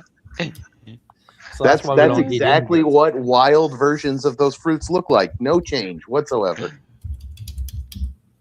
Yeah, there's a Just don't look into brilliant sketch by I can't remember Mitchell and Webb and Mitchell, and they have this sketch where somebody is looking. They chop a melon in half, right, and open it up. They look inside and they go, "Quick, come and have a look." And she turns it round to him, and it says in seeds. There's writing in seeds, and it says, "There is no God." Full stop. There you go. All right. And he goes, "Oh wow, that's amazing! It's true. Then there is no God." Oh yeah. And then like the sketch goes on, and all these people start turning up to have a look at this incredible fruit. And there's a church guy priest goes in and looks at it, and he goes, "Oh well, yes, no, of course, this is something. Some fruit is just randomly grown in a pattern inside, and some people have interpreted it as saying there is no God. But this is just could have been something as random as it's just a random selection of a fruit that happens to have had these seeds in this particular pattern that's probably there just through some kind of naturally selected. Oh no, it can't be that." Right. Okay. Anyway, I thought I'd share that stuff with you guys. This is just fucking incredible. Yeah, these guys are real bottom of the barrel. Oh man, they got. It's really interesting that one guy, the smarter one, no, the dumber one, has a daughter who's really bright, and she did a thing on gender. They did a whole thing on gender, And she spent the first half hour talking about linguistics, and she knows a ton about linguistics. But then twice during that thing, and I maybe on another show I'll get a clip of it. She says, this language has a different kind of gender, and I don't know what. And God did it after Babel, and I don't know why God did it that way, but that's just what He did. So she said that twice. That's just what God did. But she sounds really smart, and then she starts talking about the biology of gender, and then she slowly reveals herself to be a poor young homeschooled thing. He obviously homeschooled her. She doesn't know shit outside of it. So, if she's believing in Babel, she cannot be a linguist because Yeah. Are there these Christian departments of linguistics where they, or maybe that's part of anthropology, but where they think things came from Babylon? There are. Yeah. Oh my God. Because there's that whole Indo-European thing and all that. Yeah, Proto-Indo-European. Yeah. Yeah. Mm.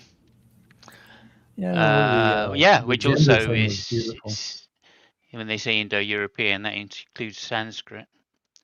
Mm-hmm. Oh my God, these guys, they cover something every week, and like I say, they have 145,000 fucking subs on YouTube already. It's just absolutely fucking. Oh, Sal Cordova was on their channel a lot. So, and Donnie, they had Donnie on there. Donnie Budinks.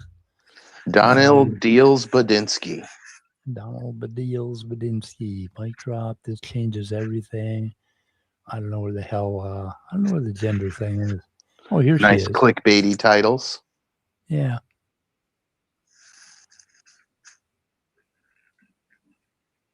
Hang on a second. Can you guys hear that? You go. No. Nope. No, you couldn't. Okay, I'd have to share it in order to. Okay. Anyway. I think I need you to share something as well. Hang on a minute. Oh, I didn't open it. I love when you share, Simons. Thank you.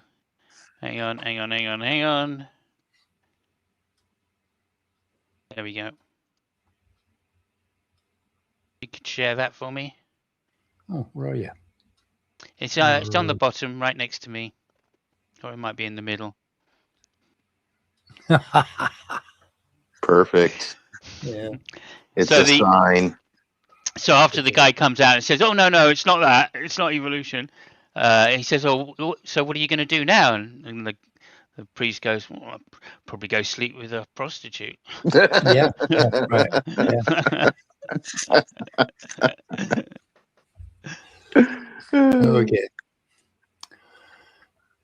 Okay, guys. I think I want to wrap for the night. What do you think? Yep, absolutely. Thank you so much, everybody. Please remember to like and subscribe.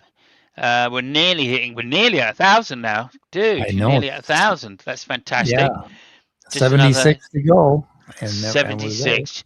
Yeah. So right. Remember 1776. And hit that subscribe button. Get your friends to do it. Don't use a soccer account. Just get taken off. But many people.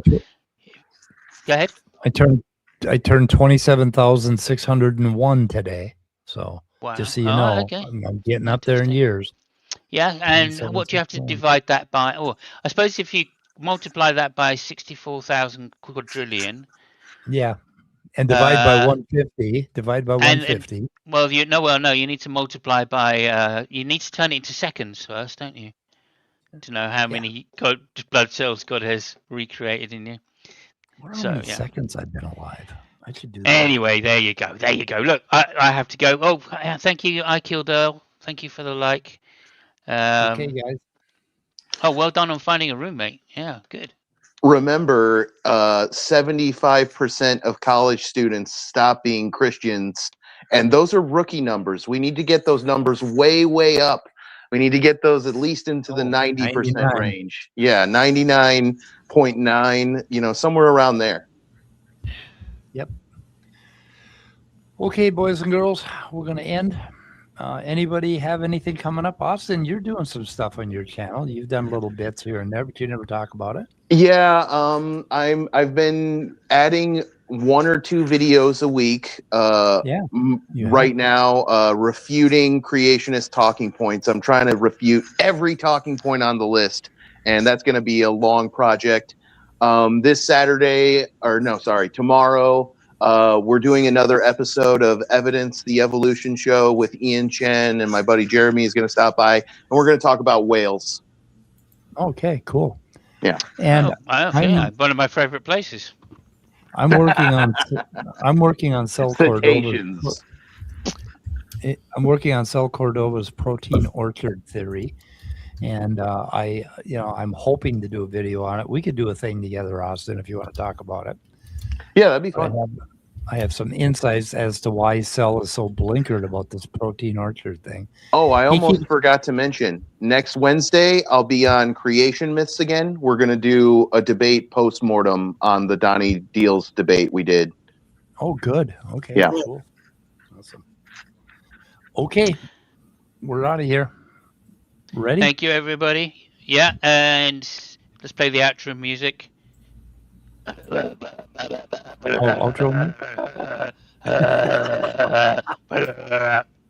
Yeah, I think. Is that punk? Yeah. Okay, guys. Goodbye, cruel world.